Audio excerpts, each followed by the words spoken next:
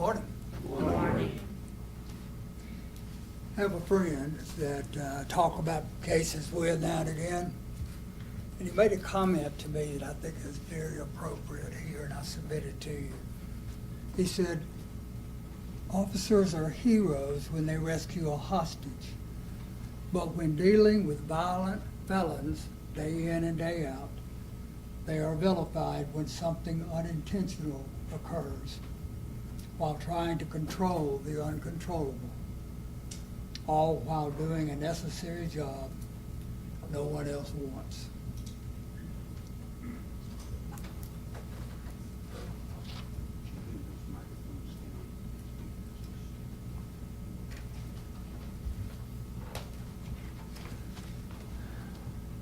Truth. We talked about truth in Board Out. We talked about how you wouldn't know what the truth is because we weren't there. Of course, we did get to see the video, which brings us on scene. But the truth of what's going on in people's minds, we don't know what truth is. So what we do is replace it in the law with a called beyond reasonable doubt. And all that simply says is the state has to prove guilt beyond a reasonable doubt. It has to remove any reasonable doubt from the table. Simple rule. And these are rules now that we agreed to follow as jurors. And we make a decision based on the evidence and the facts in the case and the law, not on emotion. Not on emotion. It's hard not to feel emotion. You just can't drive the decision-making process.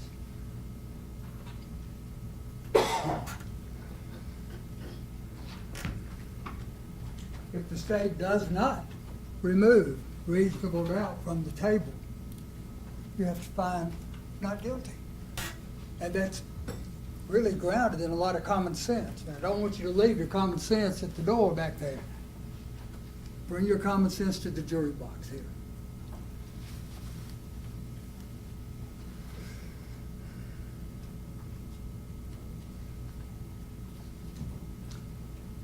This setting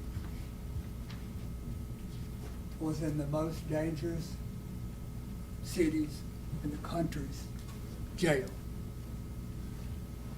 So this wasn't in the courtroom where we're all comfortable and everything's very controlled.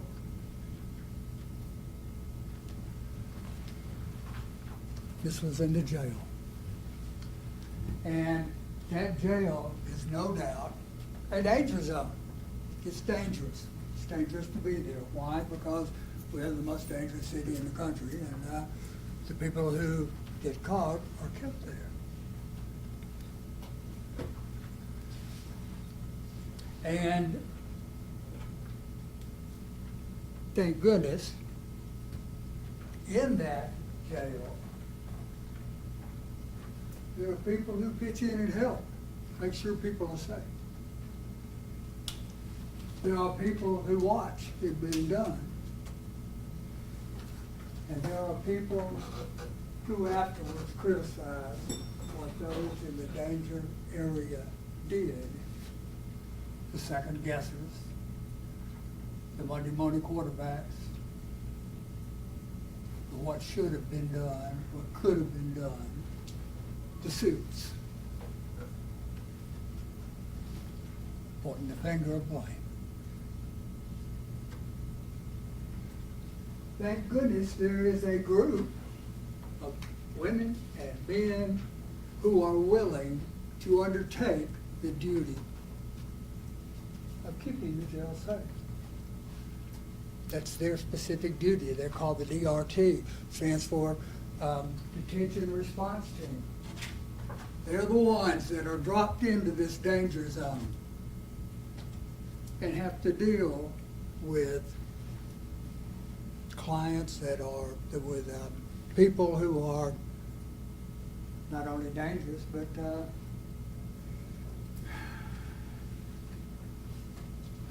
violent.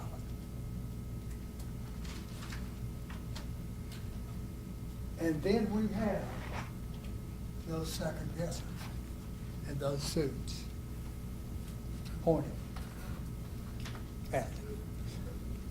Bring yourself to that place in the jail. Air's covered with agent, with chemical agent. They can't breathe. They can't see. They're retching and throwing up. These are officers who get this spray as part of their training. Of course, you just get one spray. There were a bunch of sprays going on in that area. But that's the context.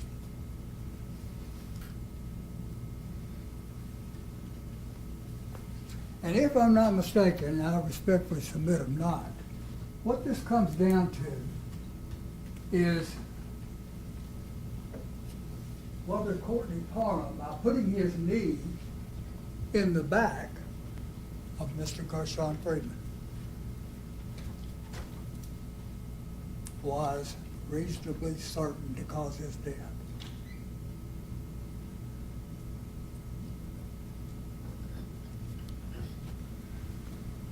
Well, let's see what the proof's told us.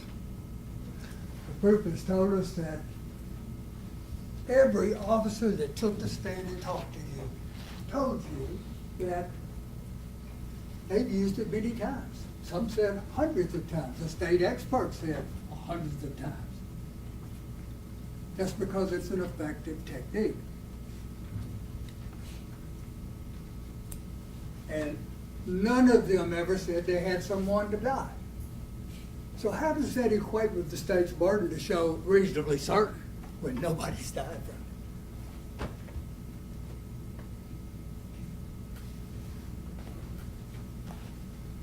What they say is you got to use extreme caution and care. Observe him continuously if you're going to use the knee in the back. Was that conduct reasonably certain to cause death? Reasonably certain.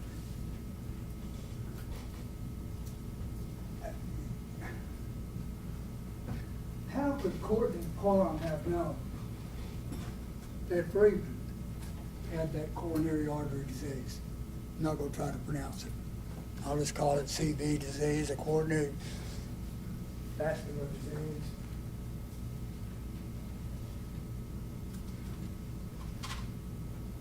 And is that coronary vascular disease and heart attack, are they an intervening cause? So is that what caused death?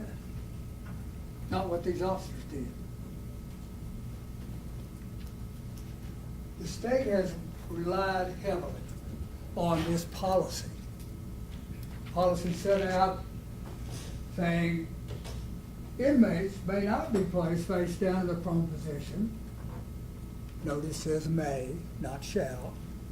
That makes a difference in legal stuff. Inmates may not be placed face down in the prone position while in restraints because of the possibility. And we're talking possibilities and versus reasonably certain burden of proof. Possibilities and reasonably certain are compatible. Because of the possibilities that they may be unable to breathe properly and asphyxiate, deprive a person of oxygen, usually leading to unconsciousness or death. If an inmate must be placed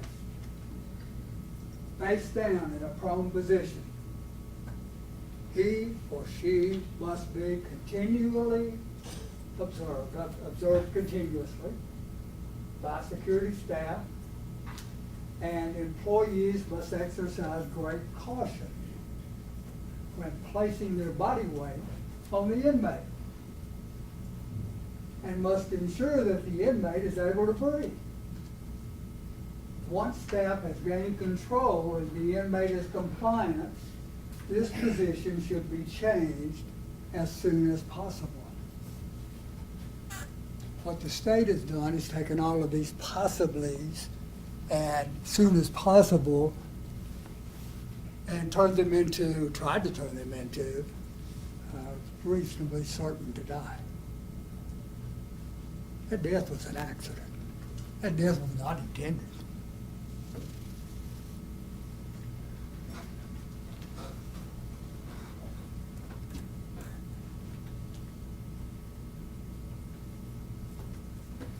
You go back.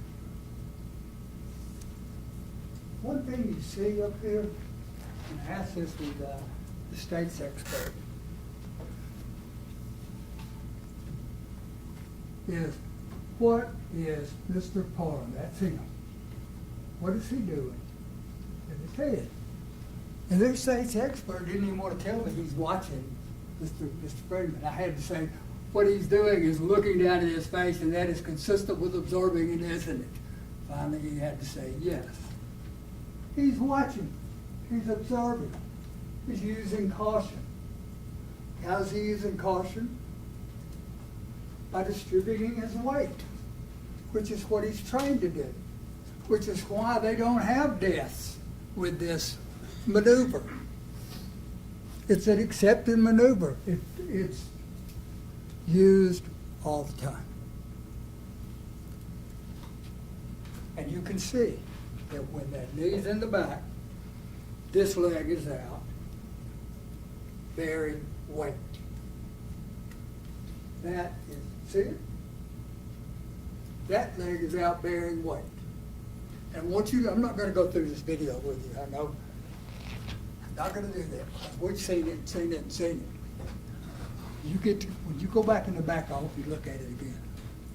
Because you'll see that when Courtney Parham gets up, when he gets up, he limps off of that left leg because it's been bearing the weight. He wasn't putting a lot of pressure on Mr.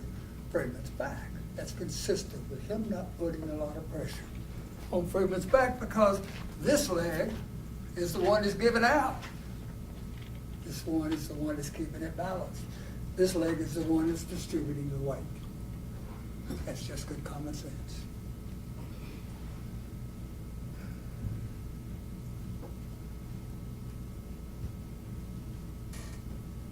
So, policy and use of force. I just don't know that it could be said any better than what Derek Pleasant said.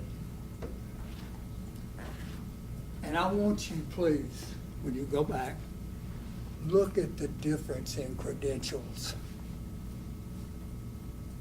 of showing that they know what they're talking about, and not there as a favor or anything else, but there to give an honest opinion.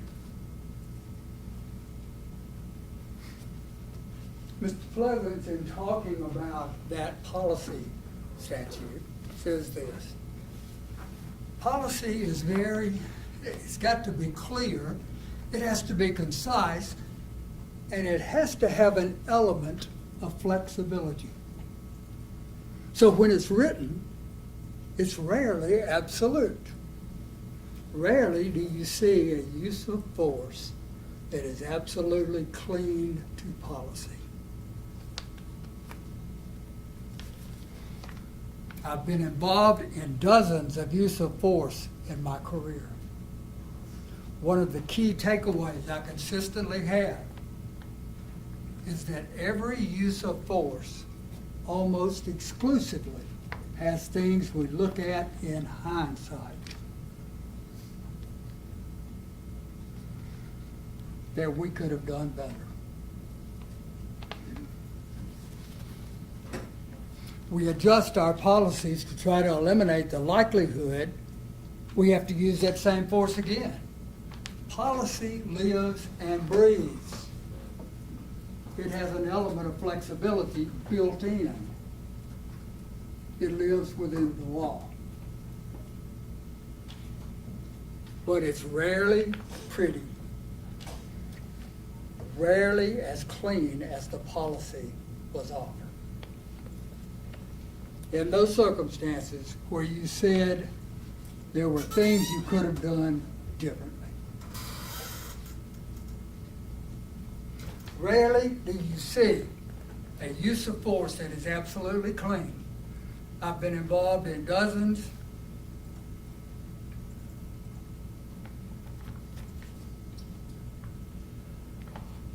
of these uses of force in my career. You have multiple courses of action that you can take. And the one that you take in the instant that you are doing, you are involved in a critical incident. The decision that you make tomorrow when we debrief it, you may decide, wow, I wish I'd have done something different. I wish I could have done this, done that.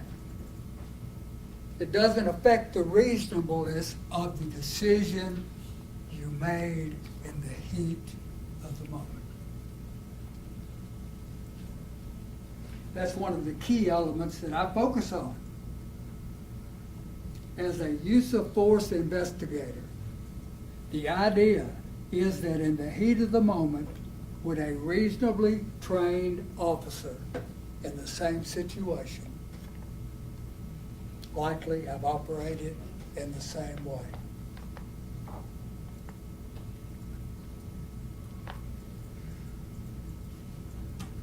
That's how you balance it.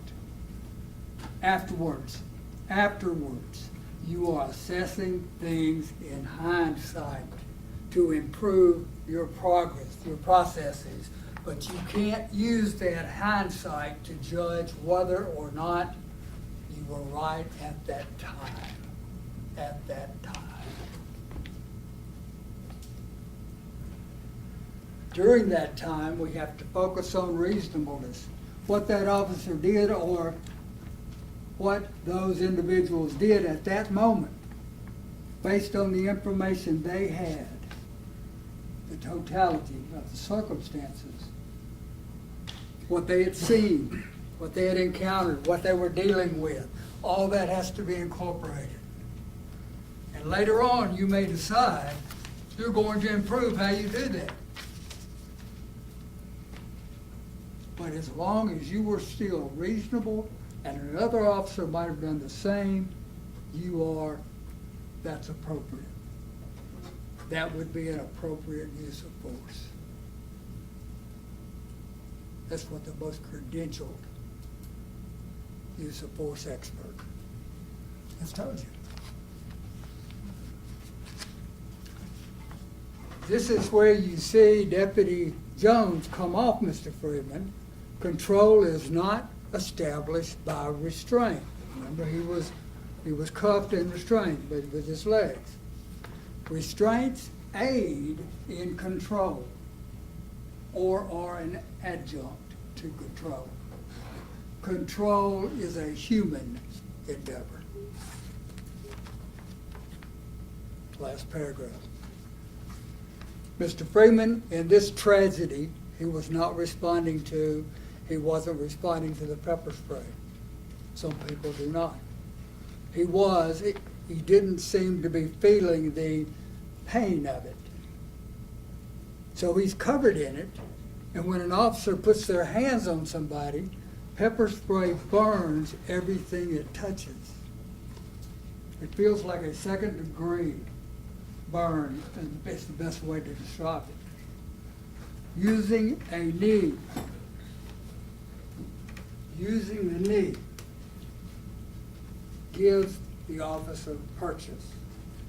He's able to have the fabric of his uniform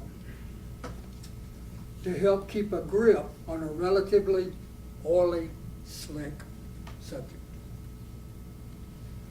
The knee allows him to have that purchase and not to have to use his hands, because officers have to be able to use their hands. That's very important. So they got to keep their hands free. That knee position does that for them. They've got their hands here. They can lean back, they can lean forward. He's watching down to exercise caution. He's not putting weight on Mr. Freeman's back any more than necessary to keep him down. because it came a point that Mr. Freeman was not willing to get away anymore. And he responded correctly. Mr. Parham did.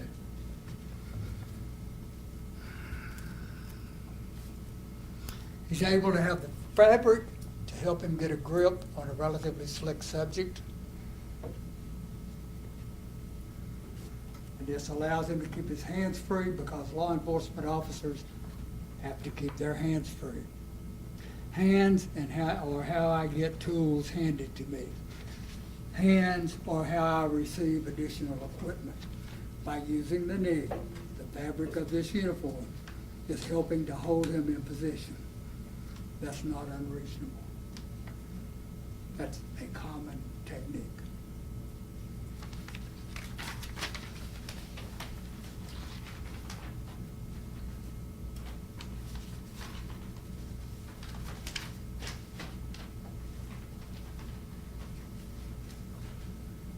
Paul Miller, the state's expert.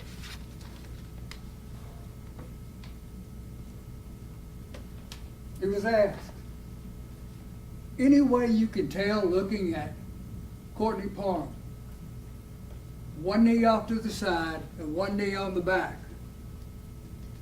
of Gershun Freeman, any way you can tell how much weight he's putting on one leg or the other? No. Can't tell. That's what their use of force expert says. I can't tell, but we think it's reasonably certain.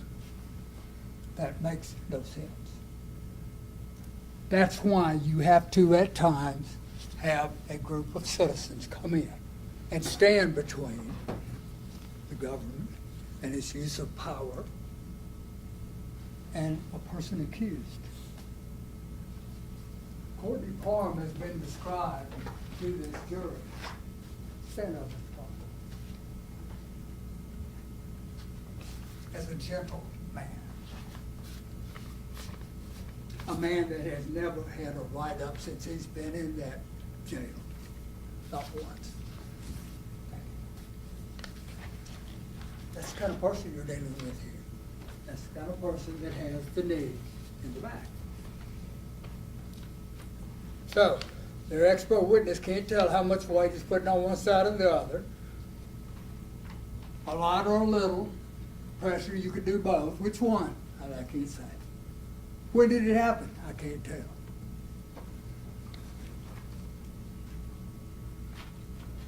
If an inmate must be placed down, he was asked, if an inmate must be placed down, he must be observed continuously, using great caution.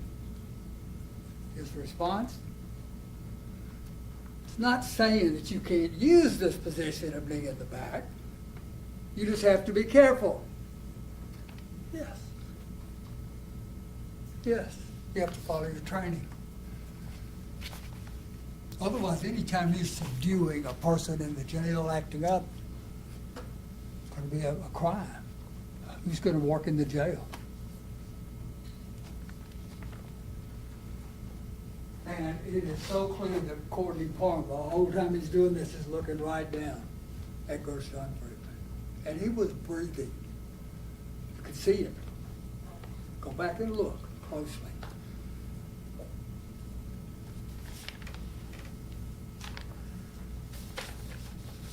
Then we have Michael Green. Talked about use of force. Michael Green, Captain Michael Green, Commander Captain Michael Green. Back to his officers. He said, I trained him. I trained Courtney Parham. And I've watched this video a whole bunch of times, and his actions are reasonable and consistent with his training. That's the man that was on site. He was present in the court, in the jail that day.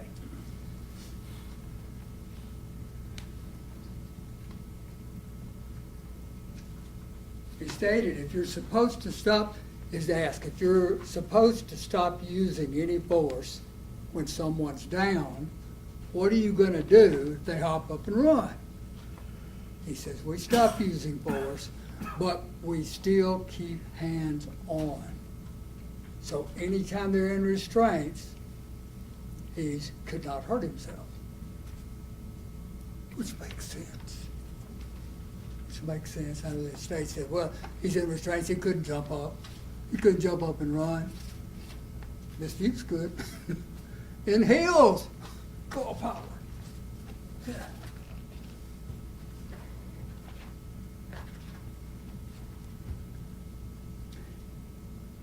Is one of the restraints to be used the knee?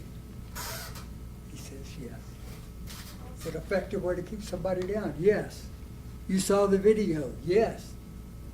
Did he have his legs out? Yes. We train them like that so they don't put a lot of pressure on the subject, on Mr. Freeman. We train them that way. We must have caution. You could see his legs, Parham's legs. The full weight didn't appear to be on Gershun Freeman's back. And you'll see that that assessment is consistent with Dr. Ross's medical opinion.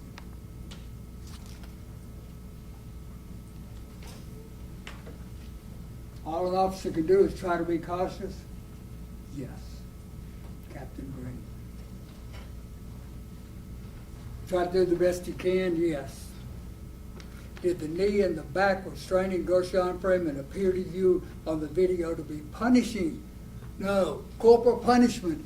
No. Where in the world did that come from?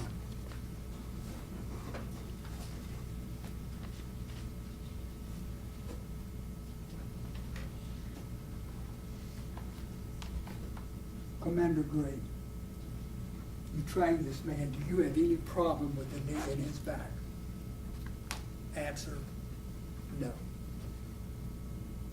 He was acting reasonably. We train officers like that.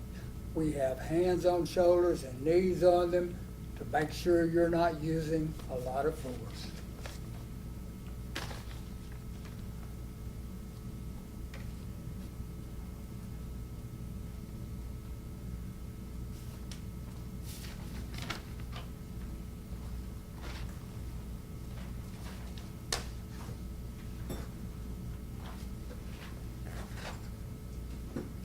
Heading of this case, we have a mentally unhealthy, psychotic man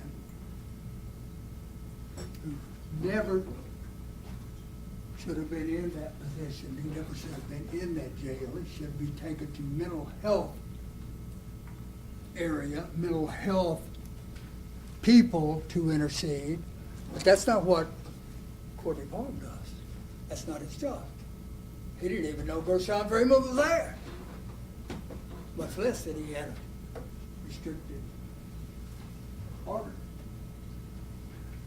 Gershun Freeman was charged with aggravated assault and aggravated kidnapping.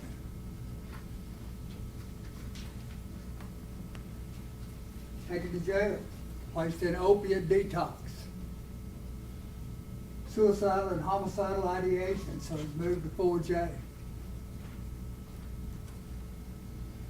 Covering his camera, and when asked to stop covering the camera, or told to stop covering the camera, made threats saying, I'm going to kick their ass. He said he wasn't well.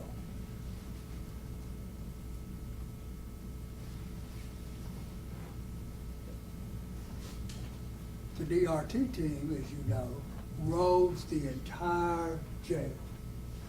It doesn't stay on 4J. It doesn't know about Gershun Freeman. That's not their business. Their business is when an inmate on inmate or an inmate on officer altercation occurs to go and secure the scene. Tough job, dangerous job. Maybe pick it apart on the backside. But it's happening in real time, not in policy time.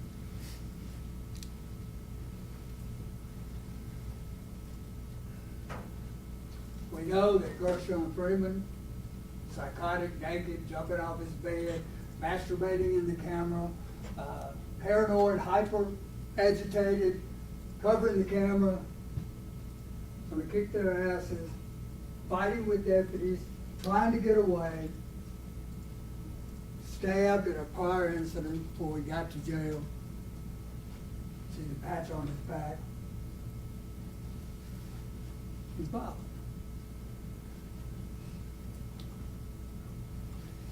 You can see that if you spend much time with Mr. Freeman. Those officers can see with their eyes. What they can't see with their eyes was his blood vessels. That red rimmed vessel, that black is obstruction, and that little hole there is where the blood has to go through. That was in Freeman. It wasn't visible. You wouldn't know.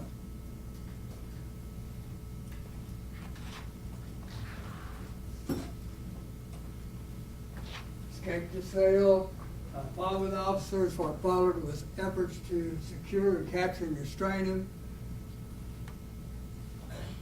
Covered with spray and naked, slippery, strong, psychotic, made him even more strong.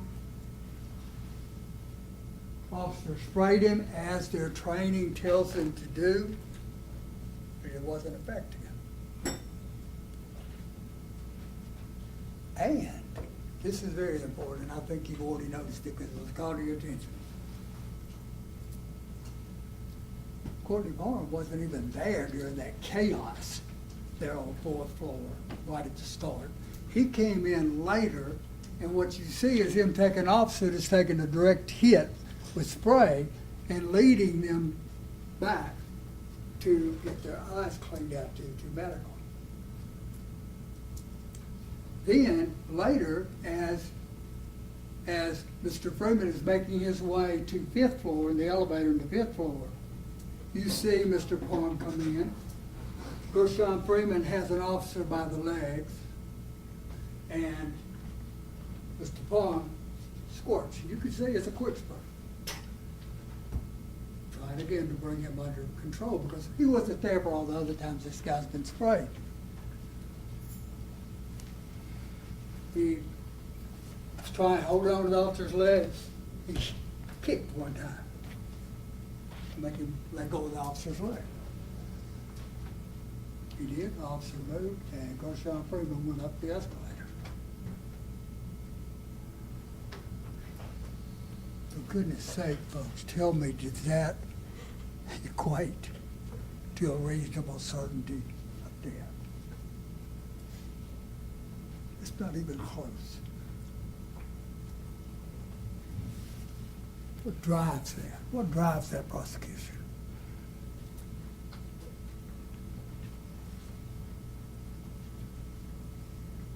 Caught on 5th floor, placed on the ground, prone, face down. Did Courtney Parham put him in that position? You'll get to see, you watch the video. No, the answer is no, he did not.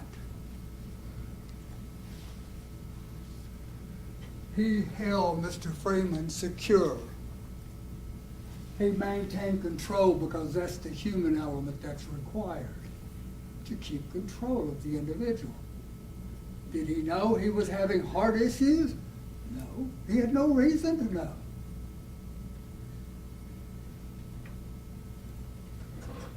He followed training, knee to the back, balancing weight, and watching Mr. Freeman.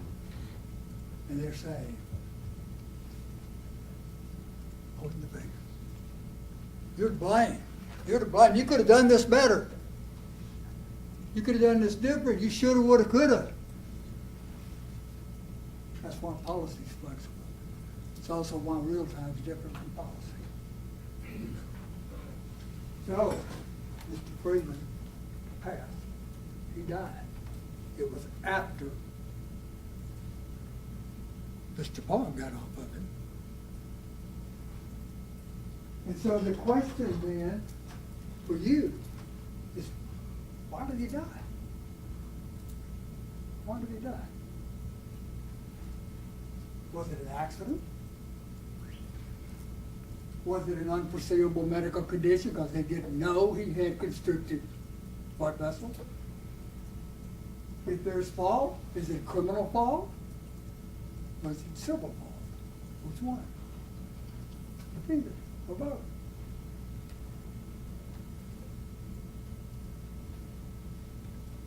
If blame is formally made after a death, you go to the civil court with lawsuits, as the family's done of Mr. Freeman. You can go to the criminal court or the criminal system and go through the grand jury. You remember we talked about the grand jury, one-sided. And maybe the only way you could get an indictment in this case. And an indictment came. What happened? Looking back, put a little time frame to it because I wanted you to see this. Death was on October the 5th, 2022. That's when Mr. Freeman passed. Dr. Ross, who's the West Tennessee Chief Medical Examiner, decades of experience, performed an autopsy the next day. The next day. And he's done over 5,000 autopsies. Not paid to testify, he definitely said it's not. There's no evidence of mechanical asphyxia. That's what the state's traveling on, mechanical asphyxia.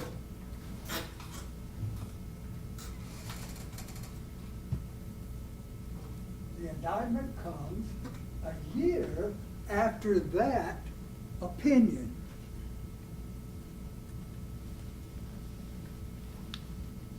How did that indictment get here? Through that grand jury. Because there was not even a cause of death expert at that point that said it was mechanical asphyxia.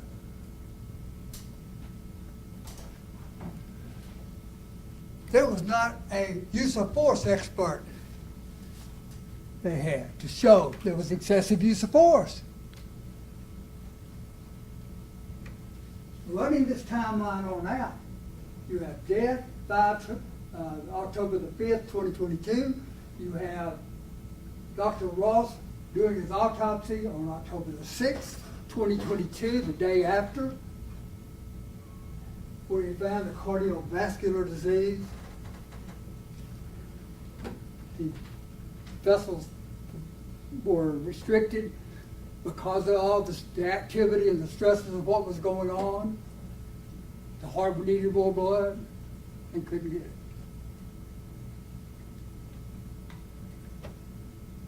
Is that intervening? Or should Courtney Parham should he have known? Should he have known? Should we just say, hey, he should have known? No. How could he have known? Then, 2 years after the indictment, Dr. Lee is brought in. 2 years after the indictment and 3 years after the death and after Dr. Ross's autopsy.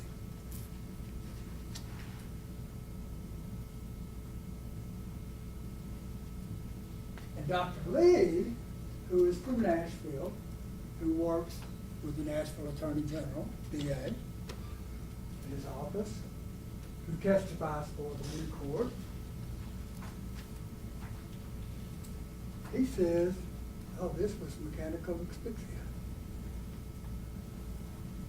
How do you know? I watched the video.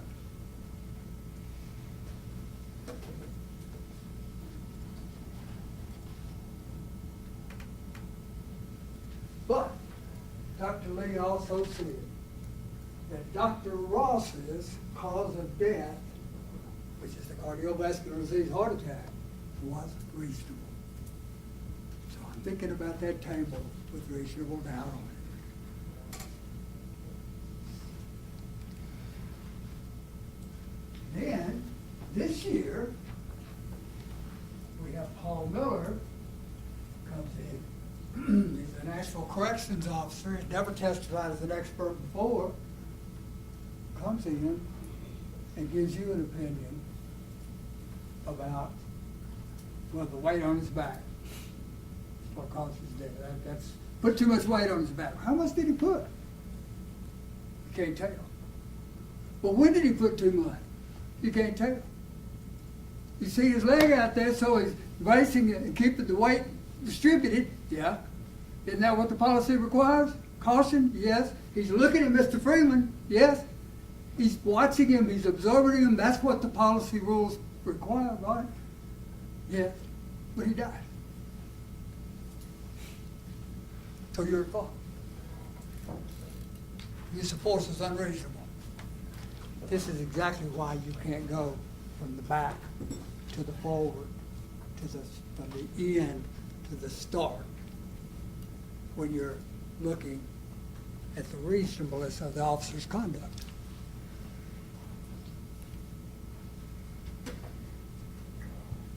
Just to see, we got another expert, Dr. Oliver, who also said no mechanical asphyxia. And he also said Dr. Ross's medical opinion is reasonable. You got two experts saying Dr. Ross' opinion for cause of death is reasonable. You have to decide, is that an intervening cause?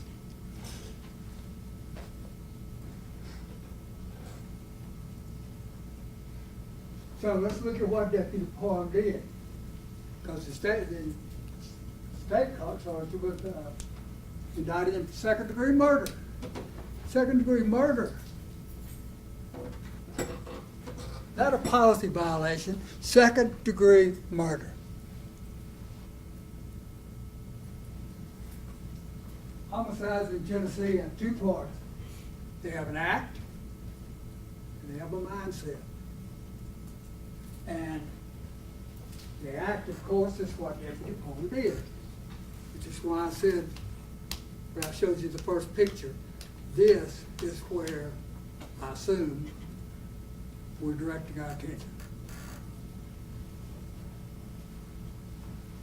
Did he cause the death? What was he thinking? What was he aware of? They have to happen at the same time. And in second-degree murder, the act, the knee in the back, the mindset being aware that their conduct was reasonably certain to cause death.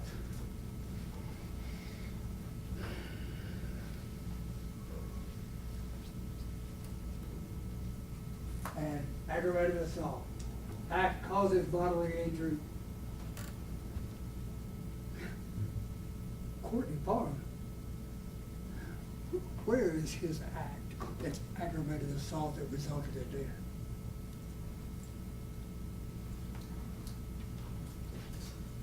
And it must be done intentionally or knowingly. We talked about knowingly, reasonably certain. So, homicide is an unlawful killing. It's charged second degree. They're saying, Mr. Freeman, you died and you did so because Courtney Parham was on your back, and even though he was reasonably certain that you were going to die, he didn't care. He didn't care. Yeah, put some more in. He didn't care. That, from a man with no write-ups, I submit to you that's very inconsistent with that character. This man was trying to do his job.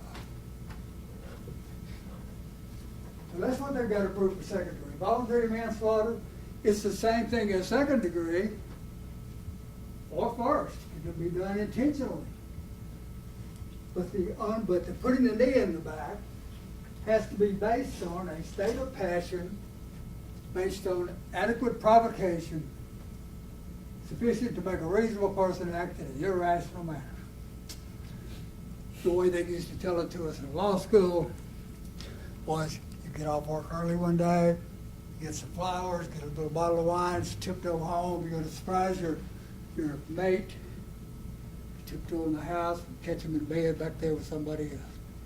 You open the door, pull out your 9mm, and pop both up. And by George, you meant to do it. The jury can say,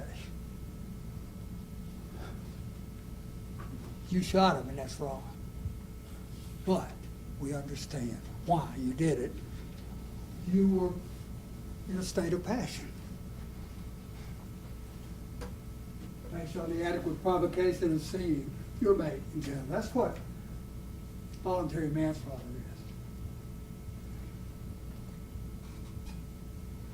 is. Then you've got two areas of homicide that are based on the risk that the act will cause death. A substantial and unjustifiable risk. Substantial. Unjustifiable. The knee in the back was justified. That's their policy. The substantial, how much weight did he have? Enough to keep him down, that's all. And if the officer should have been aware of the risk, but disregarded it, then I don't care. Let him die. And that's reckless. Or if he should have been aware of the risk, it's negligent. But all of those are unlawful acts. Courtney Parham's acts were not unlawful.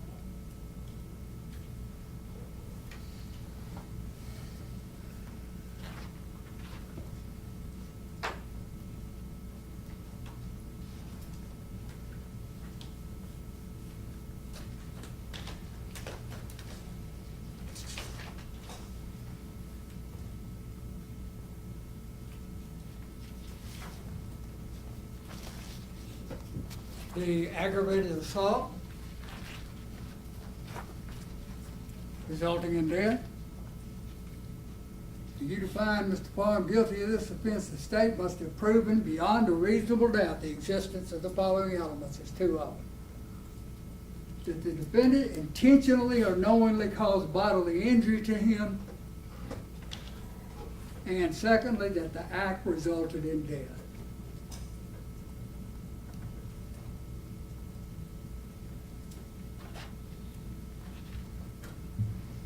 There was no assaultive conduct there. By Courtney Parham putting his knee in the back. That was simply what they're taught to do. And the man died because of his heart. And Courtney Parham didn't know that. That's where we are. That's the middle of this whole dispute. The state may want to talk about, he didn't give him CPR, he didn't give him a rollover, he didn't roll him to the current repossession, he shoulda, woulda, coulda. And it had already happened. How? Courtney Parham knows.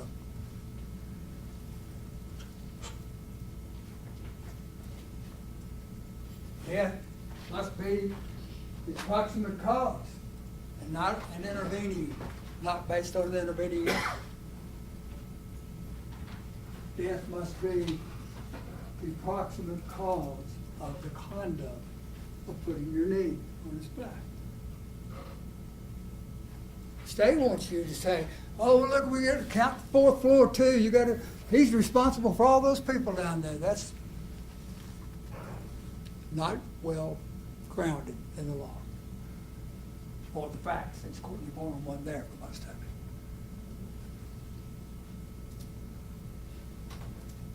There can be more than one reason, more than one cause for death. And you'll have to look and see what you think. This is why we have a jury. But it's a defense if death resulted from an unforeseeable intervening cause or from other circumstances unrelated to Courtney Parham's conduct, like a heart giving out. Looking at our medical experts, Dr. Ross, because we got to know, why did he die, right? That's a big issue here. Why did the man die? Dr. Ross, who did the autopsy the very next day, says it's severe cardiovascular disease, restricted blood flow to the heart, no evidence of asphyxia, no evidence of asphyxia the next day after the incident from a man that received no payment to company and testify.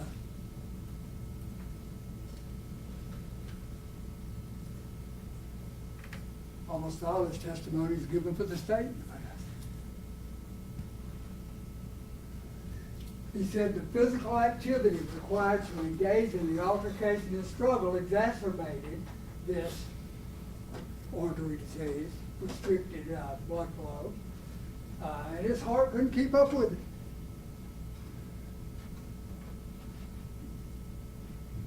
Couldn't keep up with the demands of the physical activity. He was trying to get away from officers, he was fighting with them, and the heart gave out.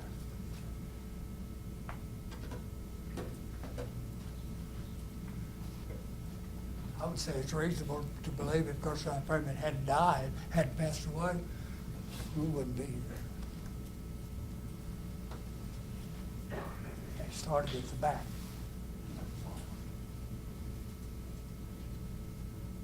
What Dr. Ross could not say and would not say is he couldn't apportion the percentage of cause for death between the fourth and fifth floor. He said that he would not say that but for the subduing control, that but for the subdual, Mr. Freeman would have died. So you can't say that's the cause. Approximate cause.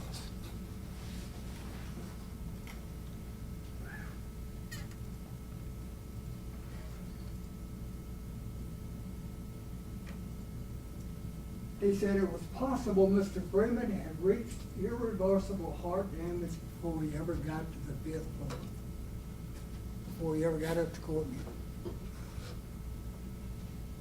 And they want you to find that they proved this case beyond a reasonable doubt.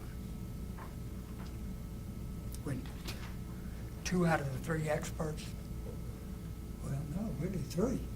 All 3 experts say Dr. Ross's opinion is reasonable.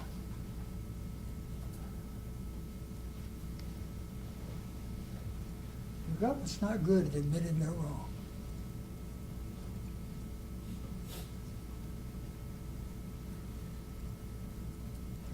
Dr. Ross would not say to a reasonable degree of medical certainty that any of the bruises on Gershun Freeman's back were caused by the knee. He couldn't even attribute it to the knee being in the back. Did that indicate a lot of pressure or just enough to keep him down? And I respectfully submit it's just enough to keep him under control. And that's all. Not corporal punishment. He said that there were no rib fractures that were usually seen with mechanical asphyxia.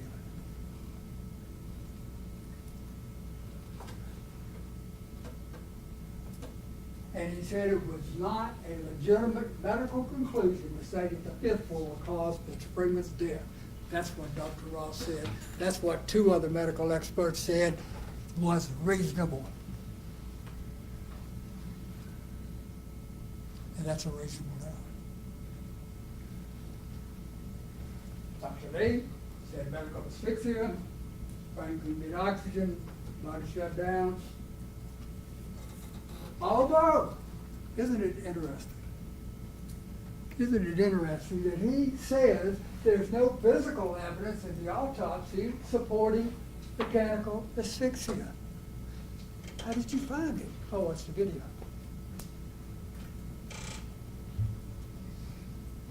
How you know what's going on inside Gershun Freeman watching the video?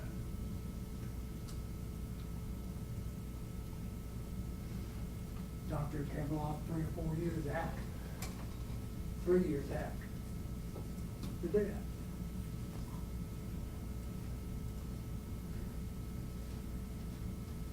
And Dr. Lee, the state's expert, says he can't say whether the amount of pressure placed on Gershun Freeman's by the knee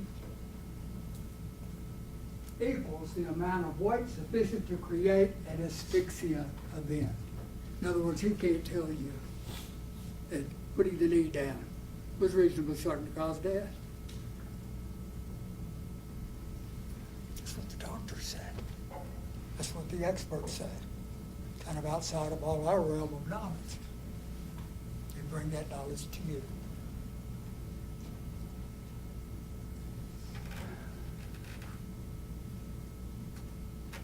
He says Dr. Ross's opinion is reasonable. Dr. Oliver, he disagrees completely with Dr. Lee's opinion. Said it was not asphyxia, and it was heart-related, similar to what Dr. Ross did. And then Dr. Ross's opinion is reasonable.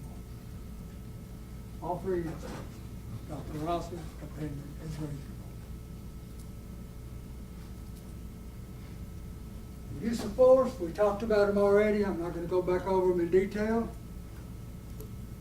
But Paul Miller, the expert for the state, he looked at the video and the autopsy report.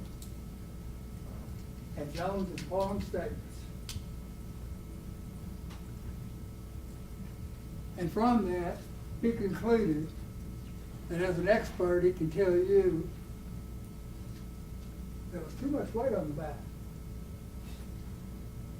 That's what caused his death. Too much weight on the back is asphyxia. Number one, he's not a doctor.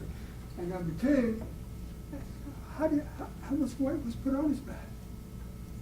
I don't know. Was not Mr. Parham in the correct position to distribute his weight? Could move without putting additional weight on Mr. Freeman. Yeah.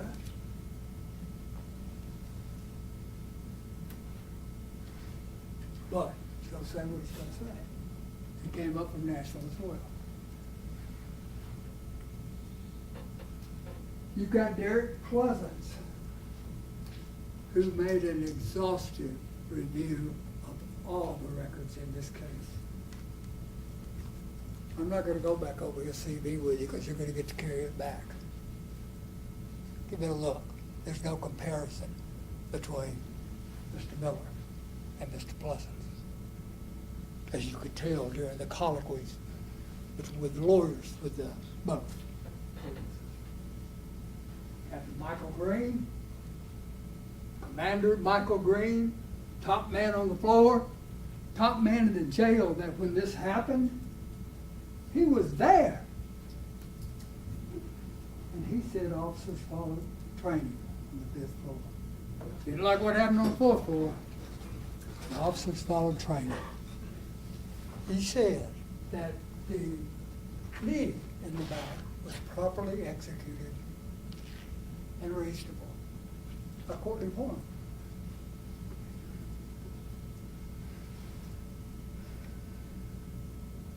When you're looking at use of force and death, cause of death, you must look forward from the beginning when assessing whether a deputy's actions are reasonable. You don't start at the back. You don't start by wringing your hands and going, oh, they didn't put him over in a recovery position. He's trying to breathe. He's trying to breathe. And you're keeping him from it. No. You go from the first to the back.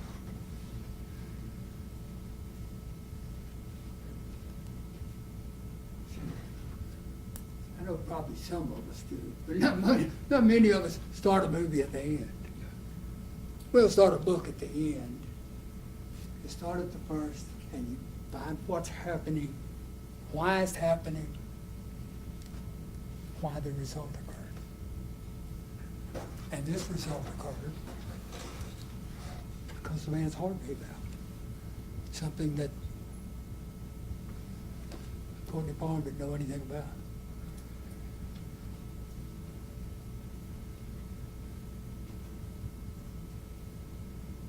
So, that rule that we follow, the state must remove all evidence, all doubt from the table to prove guilt.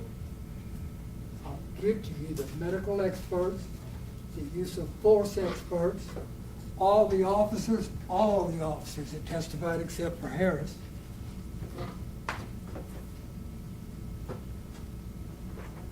No, except for Miller. All those are doubts.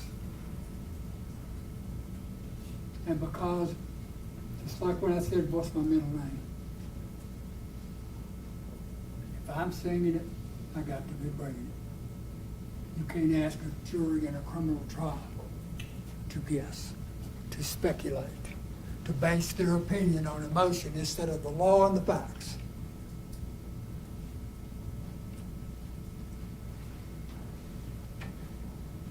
What we're always afraid of as defense lawyers is that the jury will go back in the back and they'll start with the, why didn't he just questions? Why didn't he just help him? Why didn't he just contain Freeman's move until he calmed down? Why didn't you just get off him? Why didn't you just roll him over and let him breathe? All this after. Why didn't you just put him in a recovery position? Why didn't you just perform CPR? That's not what killed him. The doctors told you that. If they're arguing that to you, then you'd be, lawyer statements are supposed to help you understand the law and the facts. Why didn't you just pick him up by the shoulders? Well, this case is over, and you don't have to listen to these lawyers anymore. And you go back to the back, and you start your deliberations. I respectfully submit to you there are 3 possible conclusions that you can reach. Guilty, not guilty, not sure. You know, I'm just not sure. My mind's not rested easy, I'm not sure. And there are 2 possible verdicts. Guilty and not guilty. Because not sure is not guilty. So you be that strong jury that you told me you could be at the start of this. Stand by what you believe, and you deliver a verdict that represents the law and the evidence. Thank you. Thank you, Mr. Mason. You may need a break. All right, let's take a short break. Come back to y'all in a few minutes. You're excused. Clipboard, you can chair face down, please.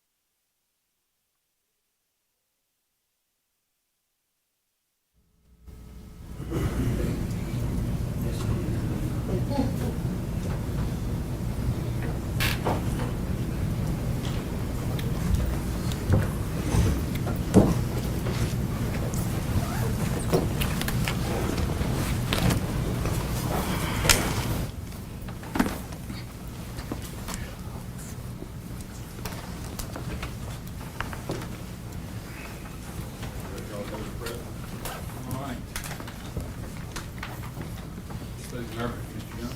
Thank you, Your Honor.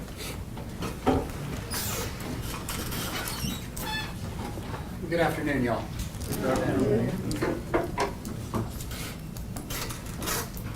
Follow the facts. We've all heard that. Follow the facts where they lead. Every single one of us that has read a mystery novel or watched a Netflix crime series, we've all heard you follow the facts where they lead. Right? And this applies to a police investigation. It applies to a prosecutor's decision to charge. It applies to the way we conduct ourselves after an investigation has commenced and the decision on whether or not to present a case to a grand jury. It applies to trial. And it applies to you. Up until now, when we pass this case to you, this principle, follow the facts where they lead, it has been violated at every single stage. TBI investigated this case.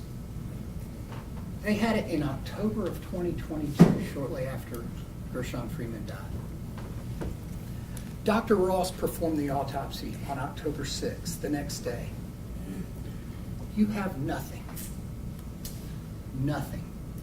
until it was referred to Nashville.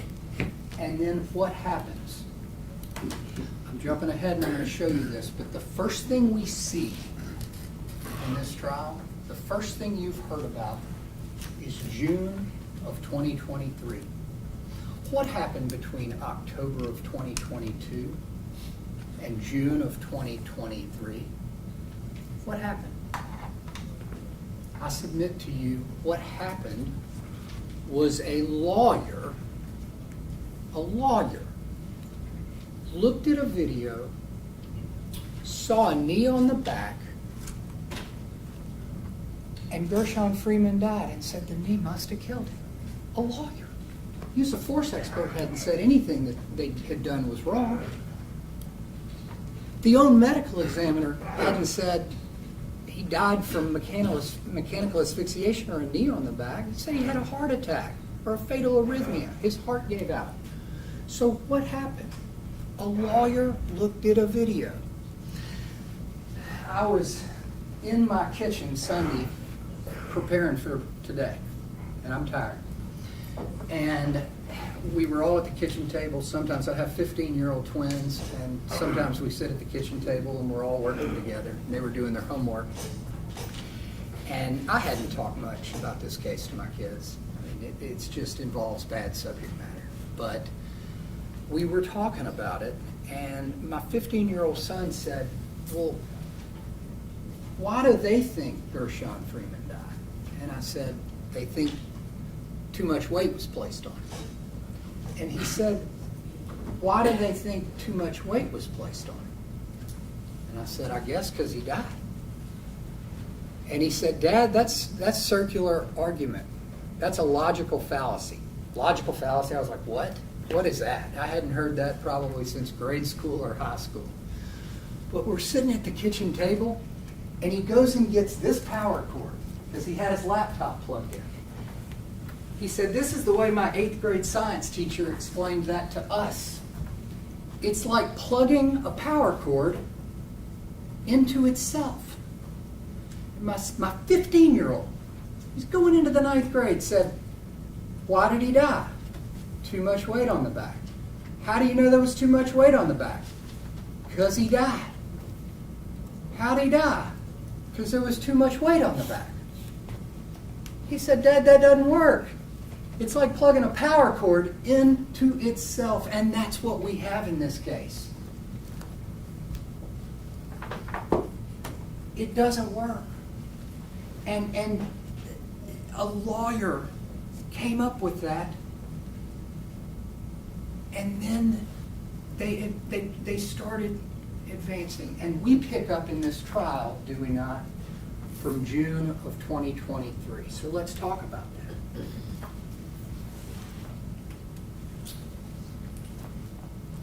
Follow the facts. June of 2023. That's the interview with Captain Green. For some reason, the TBI was cut out of that process.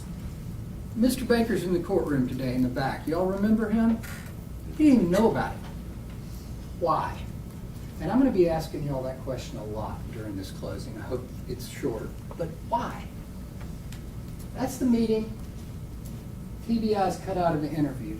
And I hope y'all remember when I stood here during opening, we didn't know what Captain Green was going to say, but do y'all remember when I said, if he's consistent and he's honest, he will tell y'all that what Stevon Jones did, waiting for those leg irons and putting them on, it was reasonable and within his training.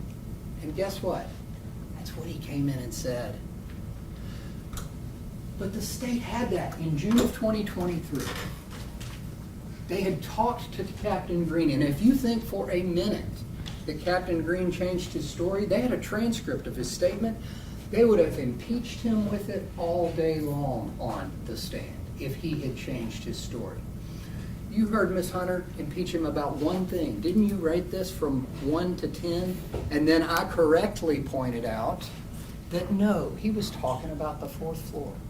He was completely consistent with his assessment of the 5th floor. But I bring it up now, this early in my closing, because that's what the state knew in June of 2023. What else happened in June of 2023? The interview with Dr. Ross. And they pushed Dr. Ross, and they pushed Dr. Ross. And Dr. Ross said, this man's heart gave out. It was because of the struggle, not anything one particular jailer or jailer did. I cannot say that. I can't say if it was the 5th floor. I can't say it was the 4th floor. That's what they knew in 2023. They had talked to Captain Green and they had talked to Marco Ross. What comes next? The indictment. The indictment comes next. September 2023. That's what we got. And these men are indicted for murder. And then, what happens? What have we seen in this trial? Dr. Lee and Paul Miller.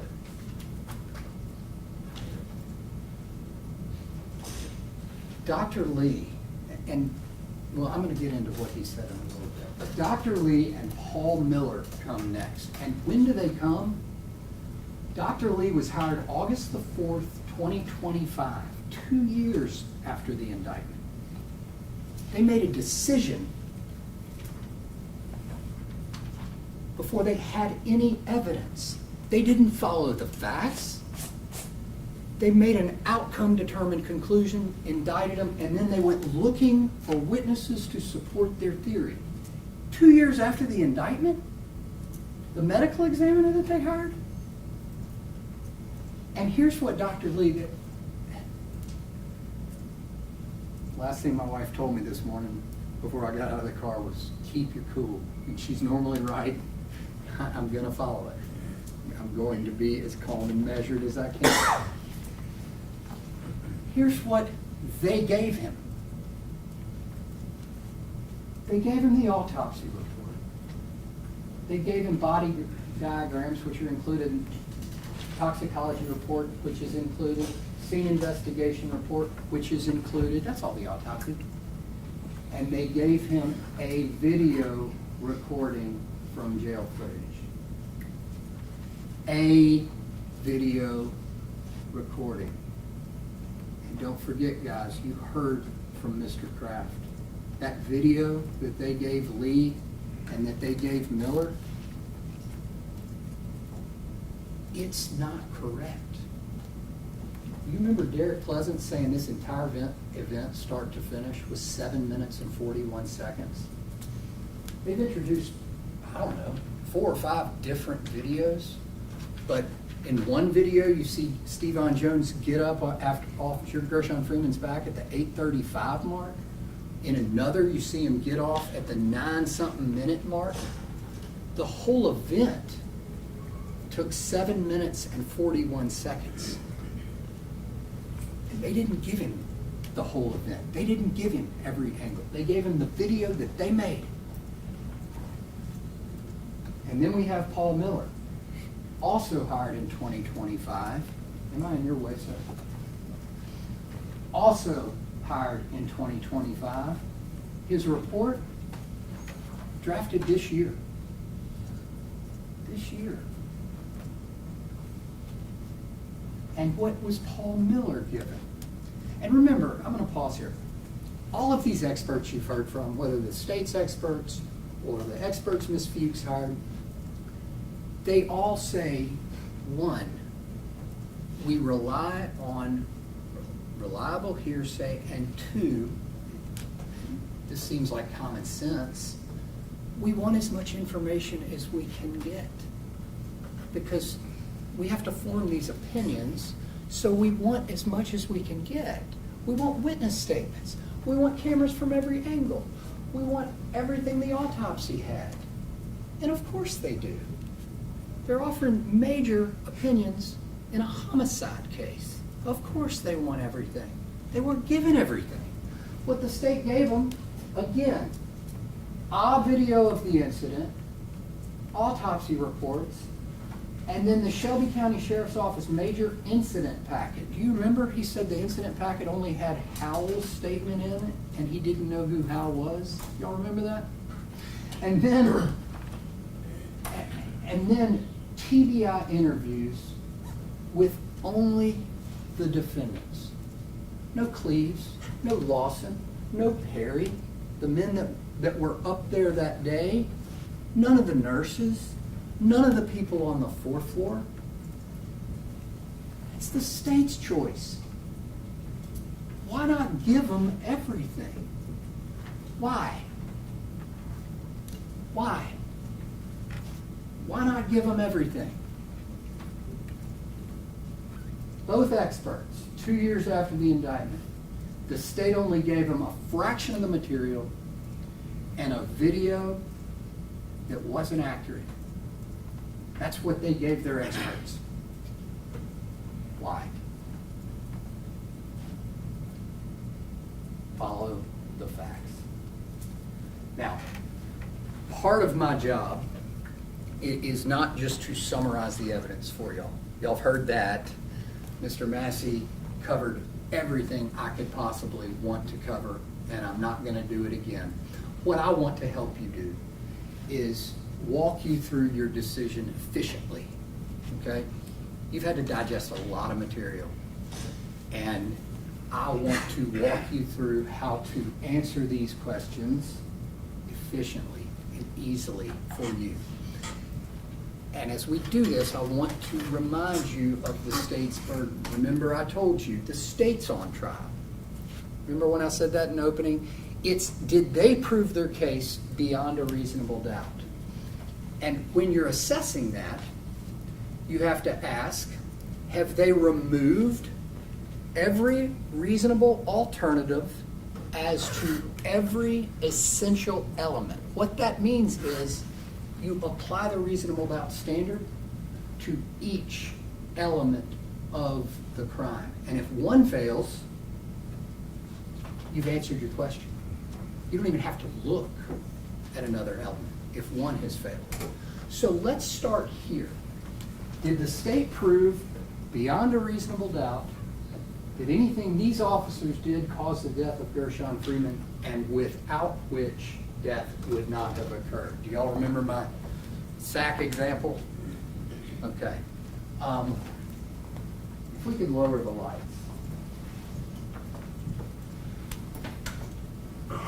And before we start, we've had to tell you what witnesses said. One of the great things about this trial is our friend Robert over here has been filming it every day. I want to give a shout out to Robert. He's been here every day, even on Saturday. So y'all are going to be able to see what the witnesses said. Because rather than me being up here talking, we can show you what actually came from this chair. Dr. Marco Ross, the medical examiner, performed the autopsy. See what he said. Judge, you're gonna need a lot more volume than that. I turned all the way up. I'm told.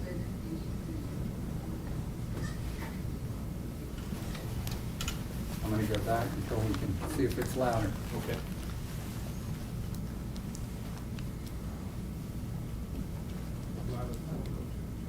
Yes, sir. That's as loud as it goes. We may have a problem with the rest of these guys.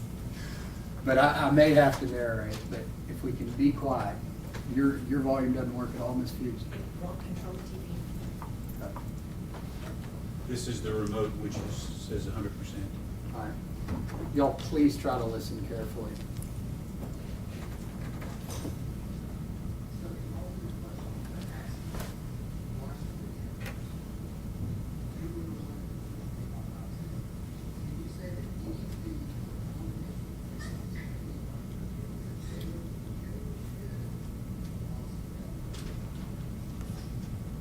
With regard to a particular jailer, no.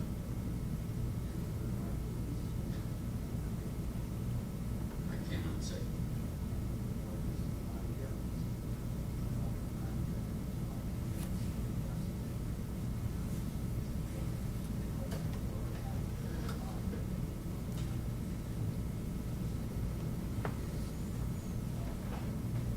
No.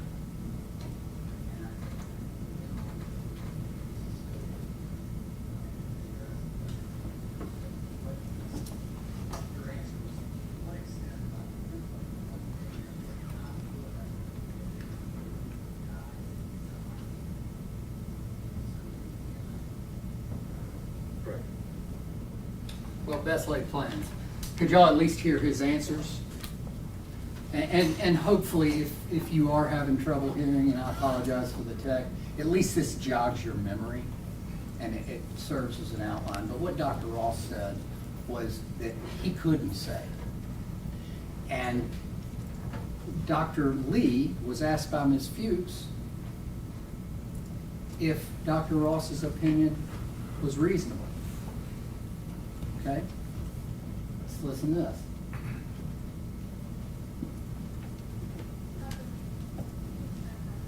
Yes. Yes. Yes. Yeah, definitely I respect. You know, as a cause of that, yes. Yeah, I will respect his opinion.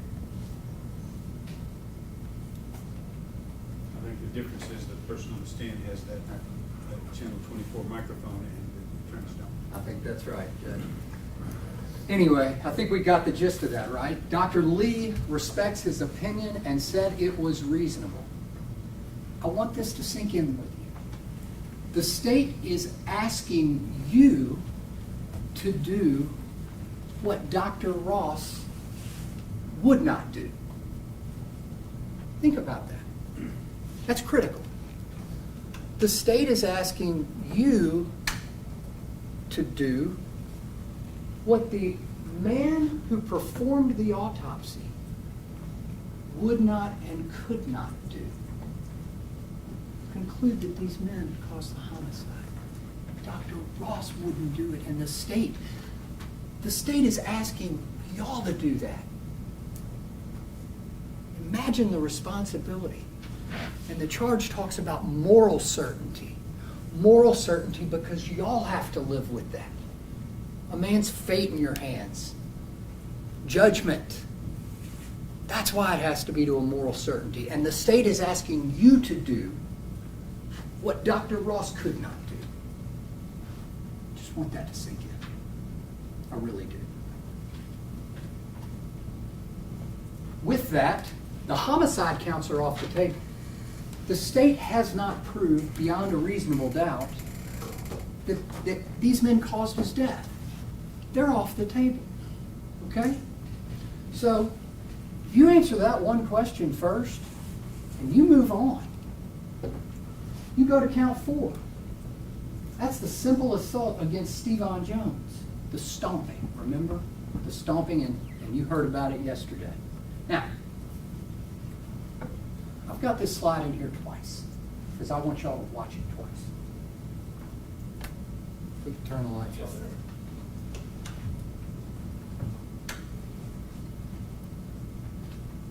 This is what the state showed you yesterday.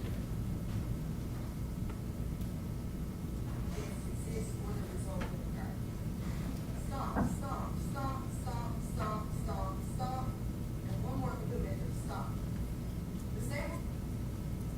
Did y'all see that? Let me play it again. If exists or the result will occur.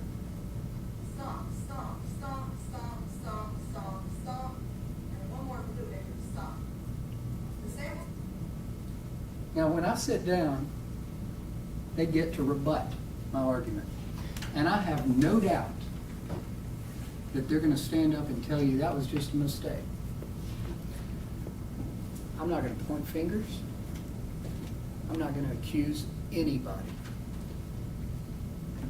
One of the reasons that the jury system is one of the most brilliant ideas that our country has ever come up with, and I don't know if we came up with it, maybe it came from somewhere else, but what we use in our country is that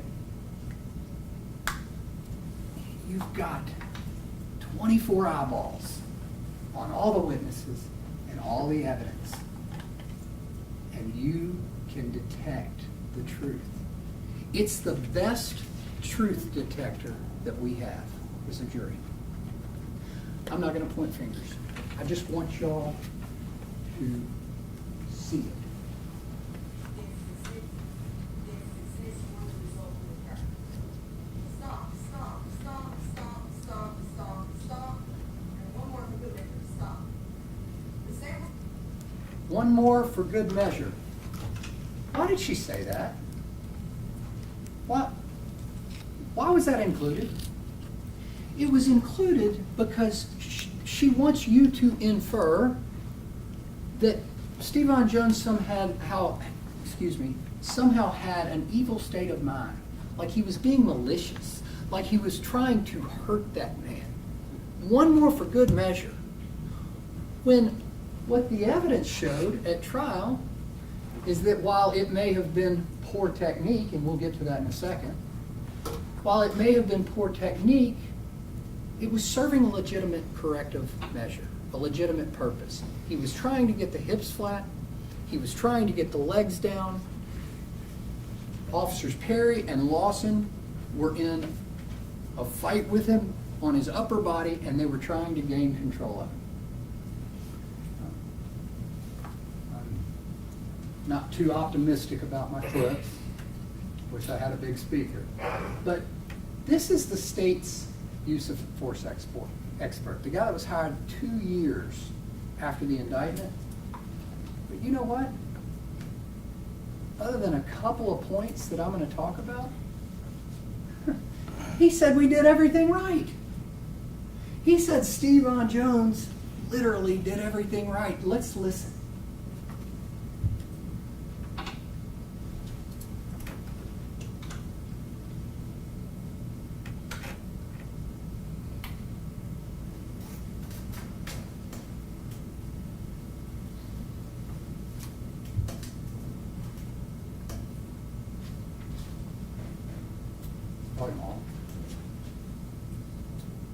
There we see the takedown, right? And testifying on the hips flat, testifying on the legs flat, both from getting under control. You do have a problem with the stopping. With the stopping. But we know that the autopsy evidence does not scratch on the scratch. Okay. But if you summarize it correctly, you have a problem with that. Stop.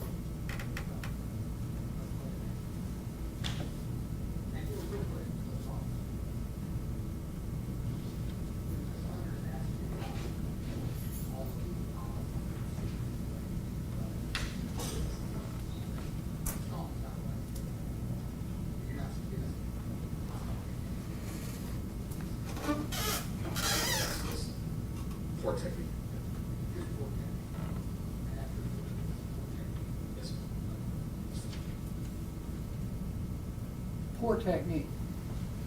Poor technique is not a crime, y'all. We have to judge what they did. We have to judge whether it was objectively reasonable under the circumstances. And I've got a note to y'all. It was effective. It worked, right? This is the first time they got him under control. And the state has another problem with discount. Poor technique's not a crime. And defense of a third person. That was during the struggle when Lawson and Perry had gotten punched in the face, remember? And Lawson and Perry had taken him down. Look at the instruction. Under the circumstances, well, can everybody read that? I won't read it out loud. I'll let you look at it for a second.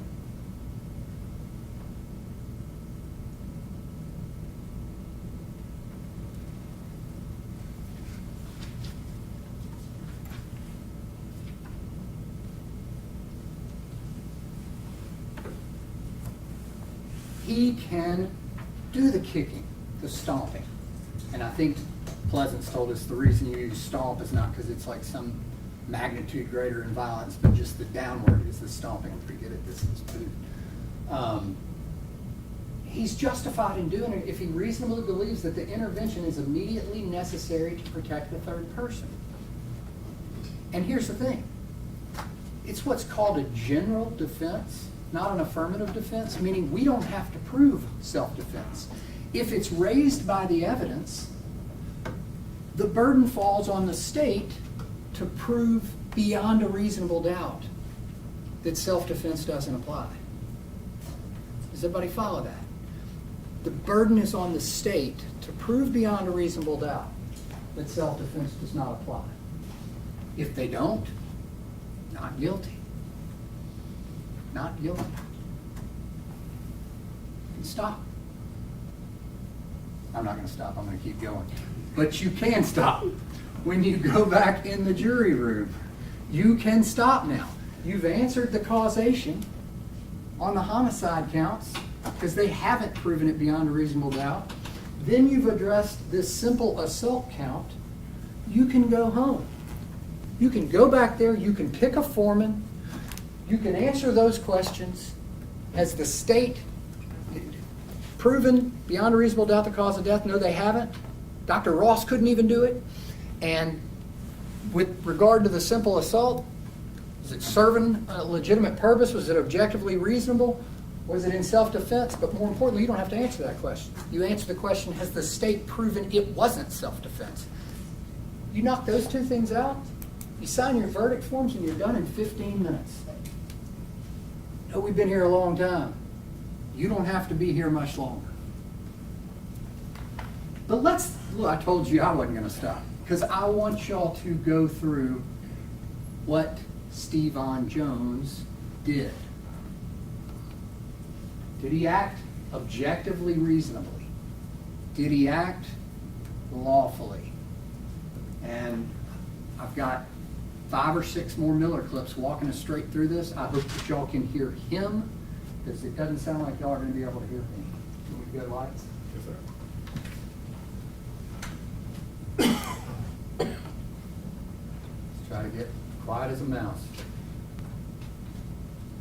Oh, before we get there, Chief Inspector Michael Green, that was their witness, right? He was asked if Stevon Jones did anything wrong. Here's his answer.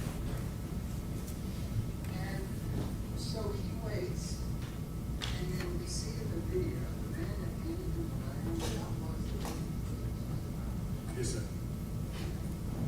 and Lieutenant Police answered the letter, and we see him put,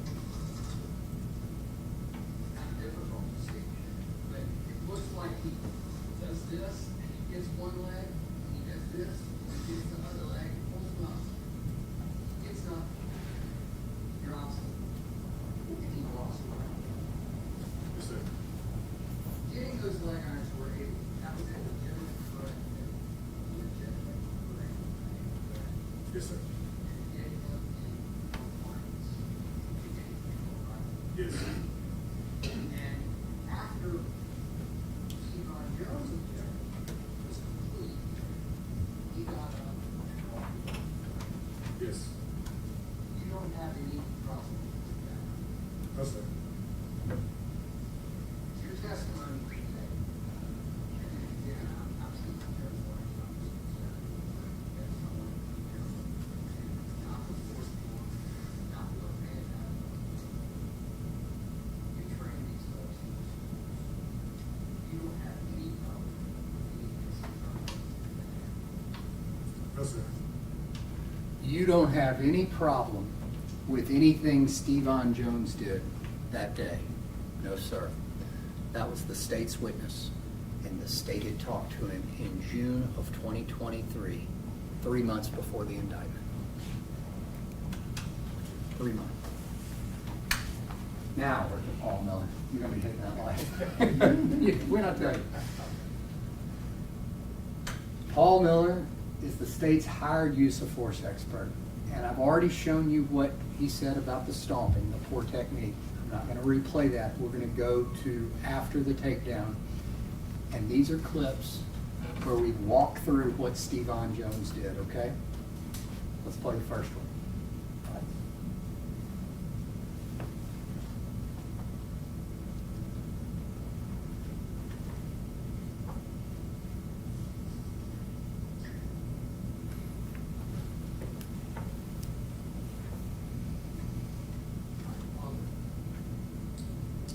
Now, that's at 5:35.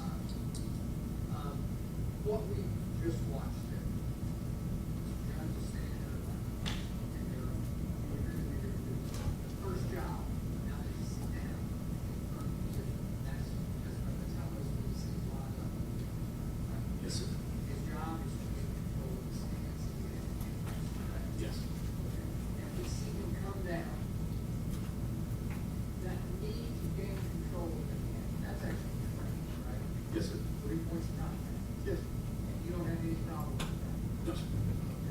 And then I believe the video shows that that process took about 9 seconds. Okay. And if you're at 5:35, you're at 5:35. If you need me to do that, I'd be happy to help. Okay, guys, you're at 5:35, he is repositioned, he no longer has. Yes, sir. And just so we're all clear, that knee in the back, perfectly reasonable. It was fast, it was for a purpose, it accomplished a goal, and then when we were done, Great. We're on the same page. That's lawful. yeah. Let's keep playing. It was fast, it served a purpose, it accomplished a goal, and then he moved off him. It was lawful. That's their use of force expert. It's not mine, it's theirs. Let's keep playing. And now we see Stevon Jones out of position, right? Yes, sir. And he is controlling him, yes? Yes. This is a position that is trained, correct? Yes.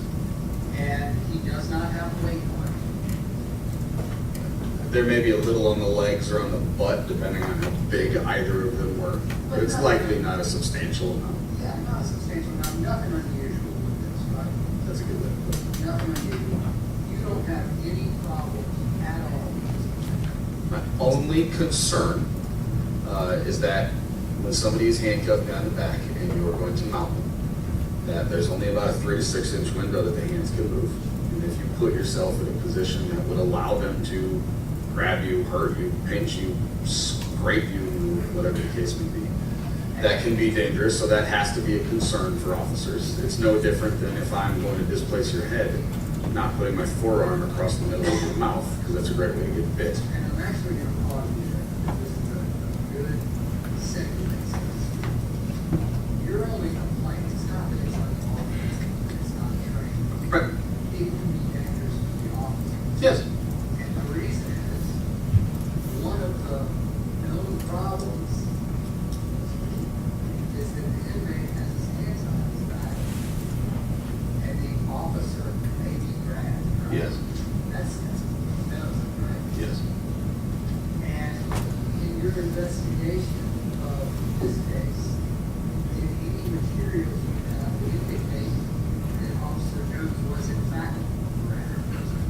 believe in the Office of Professional Accountability Bureau. I apologize for the acronym. I believe he references it in there. And he says that he threw a strike to get him to let him go. Nothing wrong with the straddle. This other officer's in the way, you can see a hand move. It's reasonable to assume that that's what it was. But you don't have a problem with that. You've put yourself in a bad position. Don't love that. I'd rather you're in a better position, but nobody's ever going to be perfect. So you have a duty to respond to that type of behavior. So yes, I don't necessarily have a problem. Thank you for your, I appreciate it. Nothing wrong with the straddle. Perfectly lawful. Hardly any weight. The only problem is, puts the officer in danger. It's a known risk you can get grabbed. And what did Brandon Lawson tell you happened from this witness chair? Stevon Jones' testicles got grabbed in a way that is a known risk. That's their use of force expert, saying that there was nothing wrong with that. Let's play another one. This is the first time you've seen Courtney Parham lay a hand on Gershun, correct? Right, it's not a hand, let's say lay a hand. Puts a knee on it. I believe so. Okay. And that is done in response, you can't really tell why that is. Right. But it's done in response to something, correct? I would agree. And it's done in response to Gershun Freeman moving quickly. And it's done in response to Stevon Jones punching back quickly. Sure. Which you don't know, because you haven't read the same. The Bureau of Professional was what I got from these two. But outside of that, you're correct.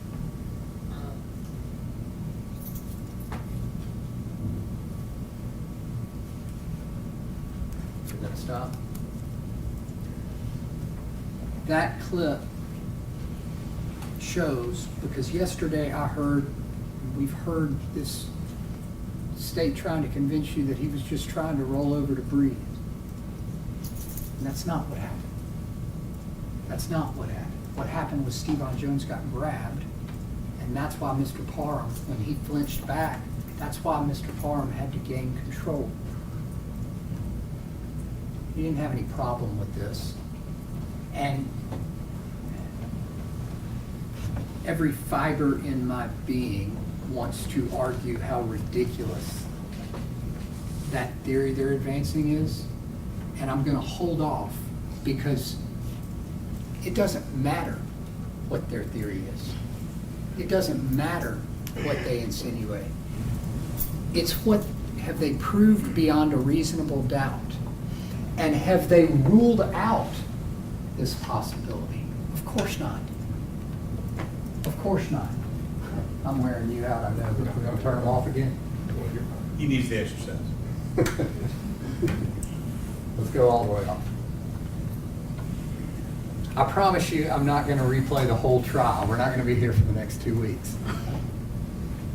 Good.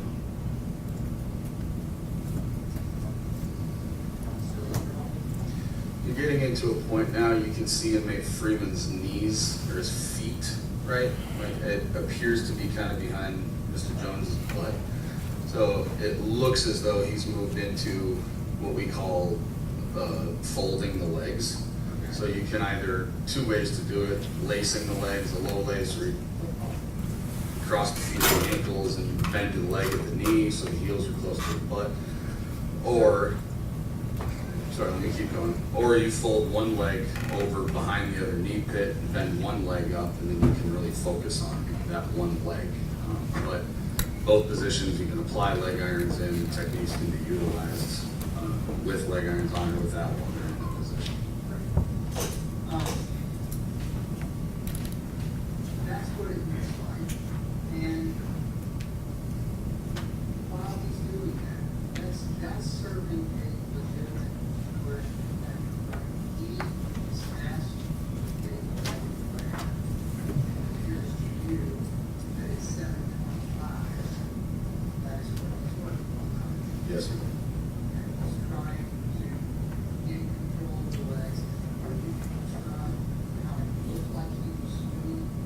looks like a high lace where you take one, imagine if somebody's laying prone, lift one leg up, fold it over so their ankle's behind where their knee fit, and then you pick that second leg up, heel to blood. And then the feet are kind of in this position. And that's what it looks like he's doing. It does. And that is correct. Yes, sir. And you will go to jail. Yes, sir. He's okay with that. It's a known technique. He's actually describing something that's trained that Stevon Jones is doing. That's their expert, not mine. That's Paul Miller, guys. And when Miss Frazier yesterday, she stood here and she said, Stevon Jones' lawyer is going to get up and he's going to tell you, what did Stevon Jones do? And she said, let me tell you what Stevon Jones did. He took this man down, he tackled him, he put him in handcuffs, and he put him in leg irons. Yeah, he did. And their own use of force experts said everything that happened was lawful and reasonable and necessary. Let's keep playing. See if you get that in, Brandon? Appears to be the leg irons done. Okay. Now walk us through what's going on here. So he's going to apply them to one ankle at a time. It's essentially just a large handcuff with a long chain in between the two of them and go foot to foot.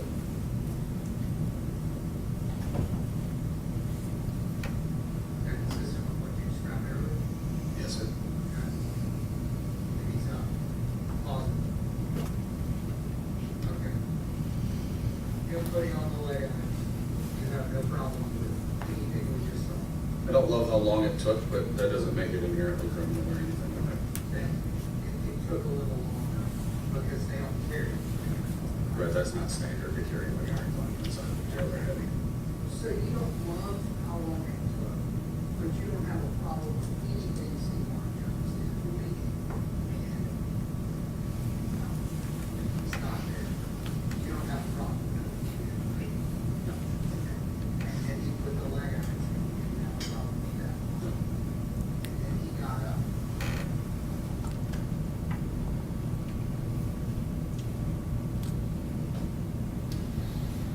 Except for that clip.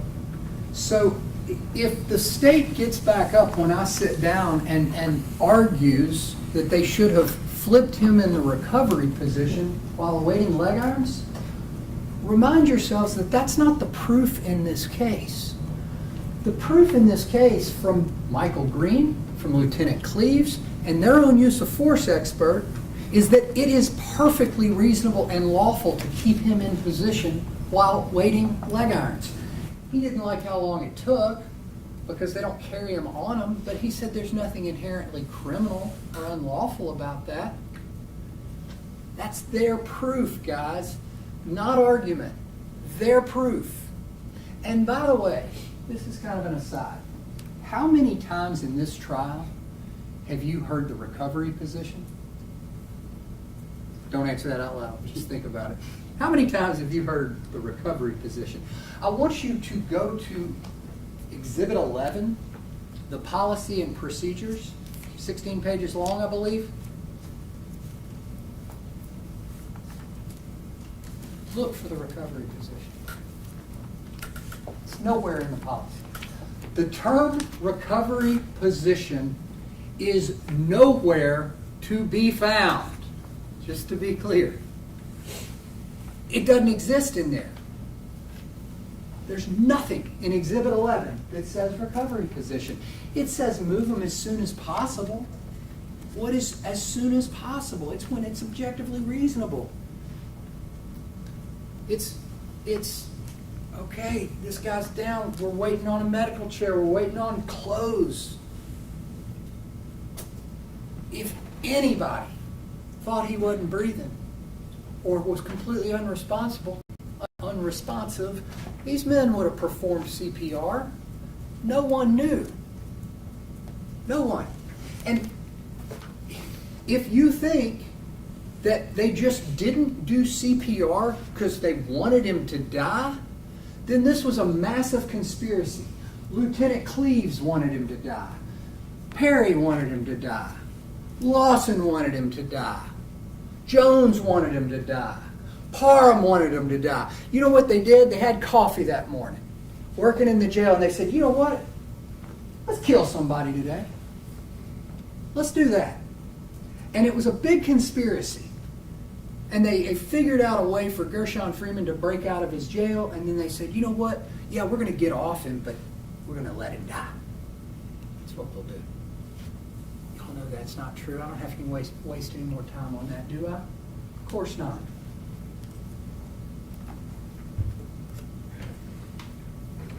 I think I'm running out of clips. Here's another one.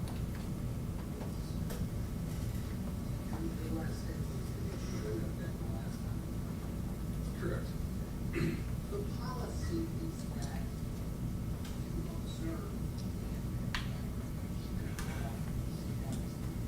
Yes. And of course, you don't have statements from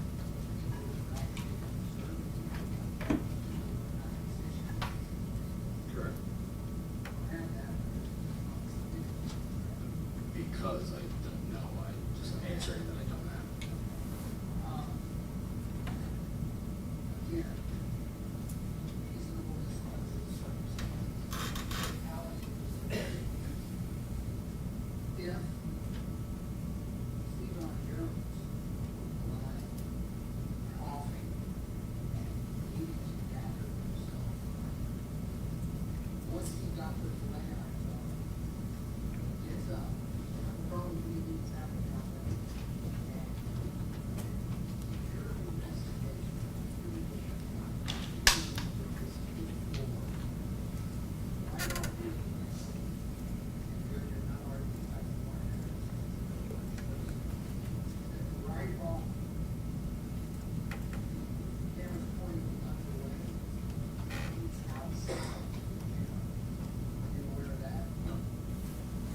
Watch all angles of the video, only I watched this video. you have not seen any other videos of this case. You have not seen any other videos. This video, The angles of this video are the ones that I have. this is literally the only thing they gave. Yes, ma'am.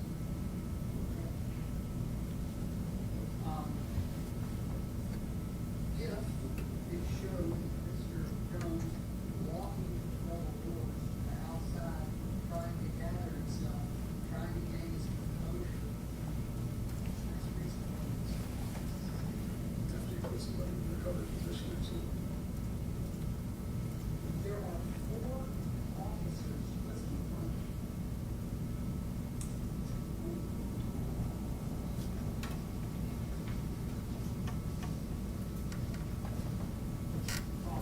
We have 4 officers that are observing and have custody and control of Gershun Freeman.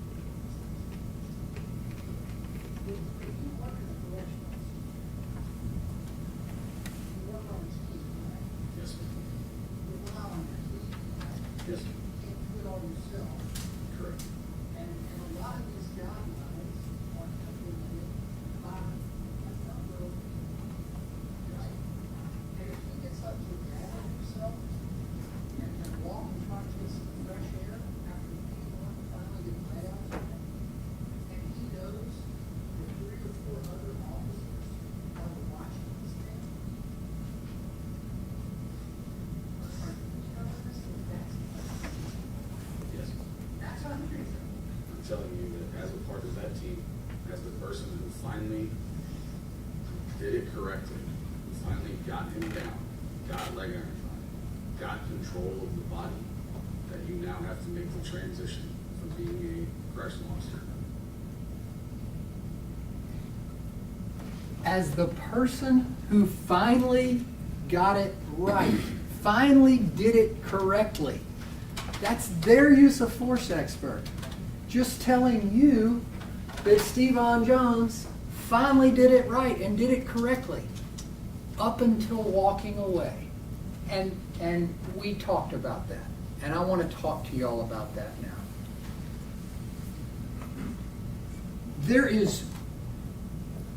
It is undisputed. You have not heard a shred of evidence from this chair that Mr. Jones, by anybody, that Mr. Jones did anything wrong in that takedown, that hold, awaiting leg irons, putting the leg irons on, and getting up.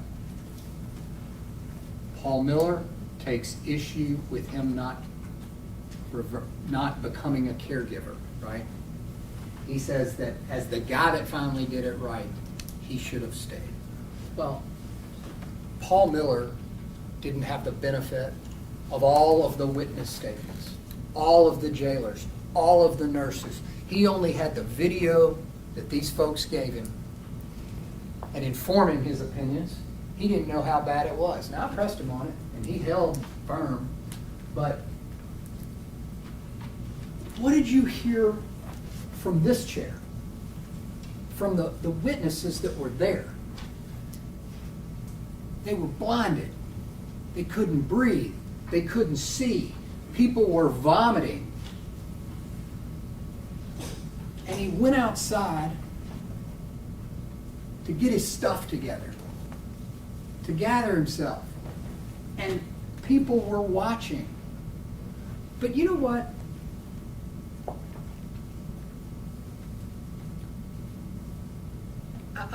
I want to ignore that for a second, because I don't have to belabor that point. Y'all know that's reasonable for him to go try to gather himself. That's what Captain Green did when he went down to the 3rd floor. Remember when he tried to tackle him and couldn't? Had to go downstairs? Y'all know that's reasonable. But here's what I want to address that you may not have thought of, okay? We've heard they should have done CPR. They should have done this. They should have done that. Remember, shoulda, woulda, coulda. The proof comes from the witness chair. And I will submit to you, not one eyewitness to that event, not one person that was there said he needed CPR at the time and that these men ignored it. Not one person. Not a nurse. Not Brandon Lawson. Not Lieutenant Cleaves. Nobody said he needed CPR at the time, or that they had reason to know he had CPR at the time. But let's take it a step further.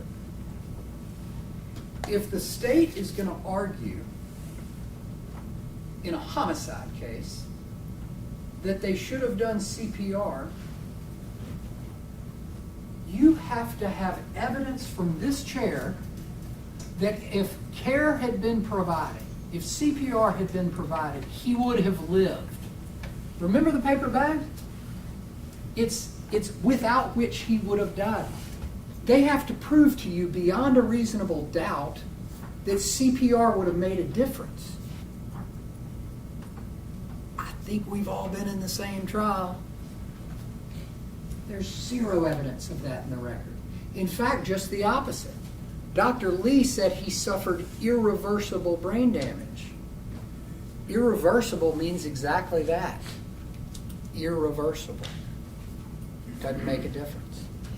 Dr. Oliver, and I missed the word, but Dr. Oliver, under his theory, which is pretty much the same as Dr. Ross's, but I believe his focuses on the smaller blood vessels and Dr. Ross's focuses on the larger coronary arteries. But it's your heart giving out. But under Dr. Oliver's theory, he said he would have had to been on a, forgive me, I'm going to mince this, an Impala machine or something like that within 1 to 2 minutes. He was dead. And Dr. Ross, in fairness to the state, Dr. Ross, he didn't say one way or the other, but the burden of proof is not on the defense. If the state wanted to advance that theory, then they had the burden to ask Dr. Ross, would CPR have saved his life? And they would have the burden for that answer to be yes. And then you could consider it. And only then could you consider it. Right now, that is speculation that the law does not allow a jury in a criminal trial to make.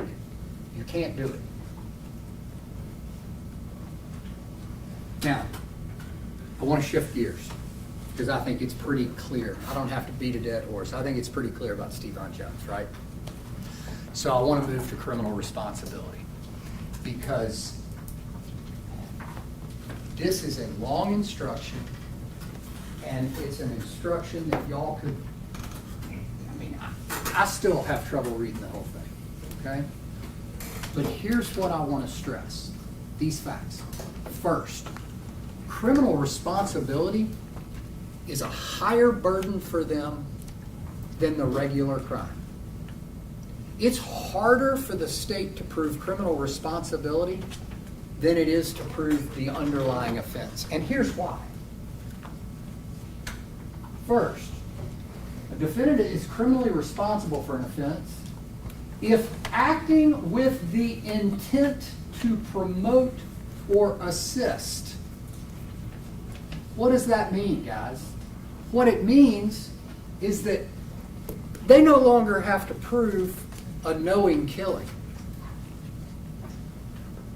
They have to prove that Stevon Jones knew about the knowing killing and intended, literally intended to join it.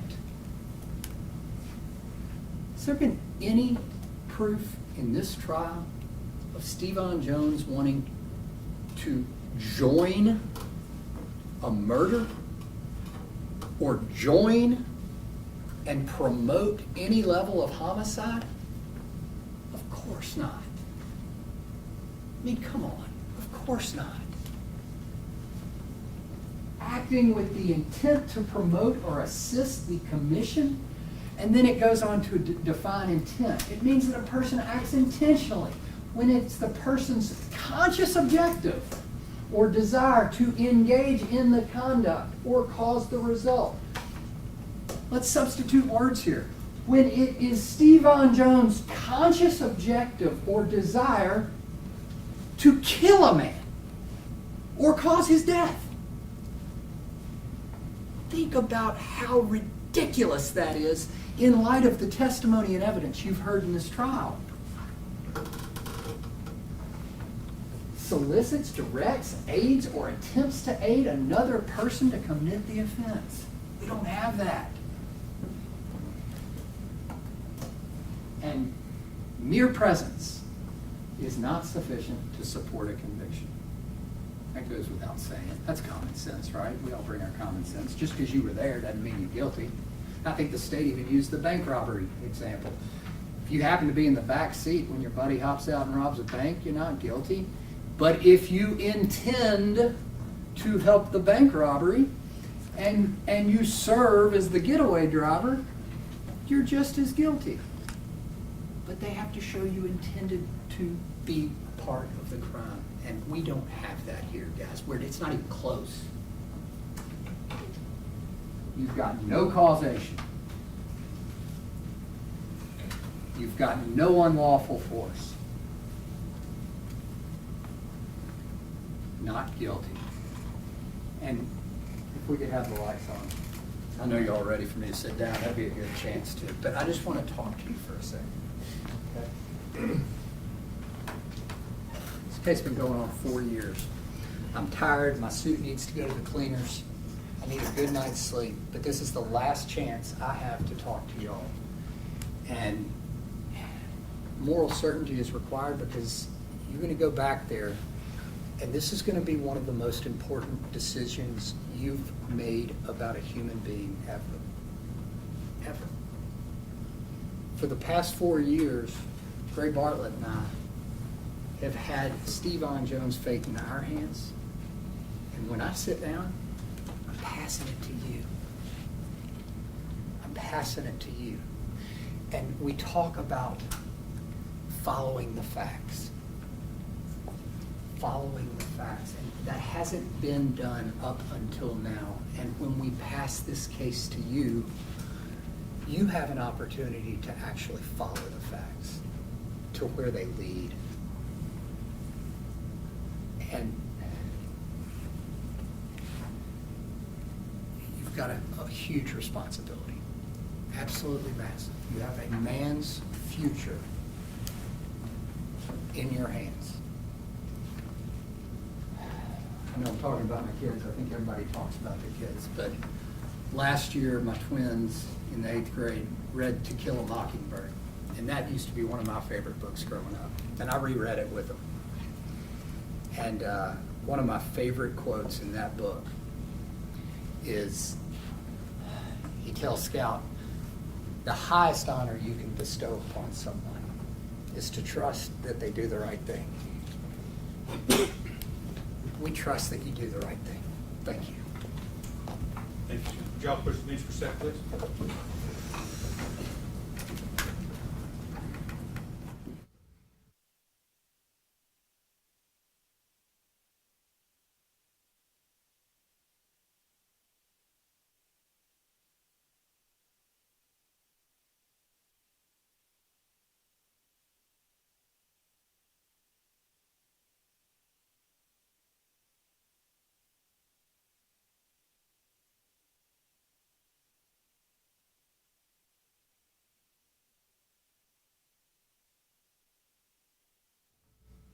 $2:15 is the final argument. This is, so if you at lunch will get here about 1:15, maybe 2 o'clock if y'all are ready. But we're going to break at this time. Please don't discuss the case yourselves or anybody else, and we'll see y'all in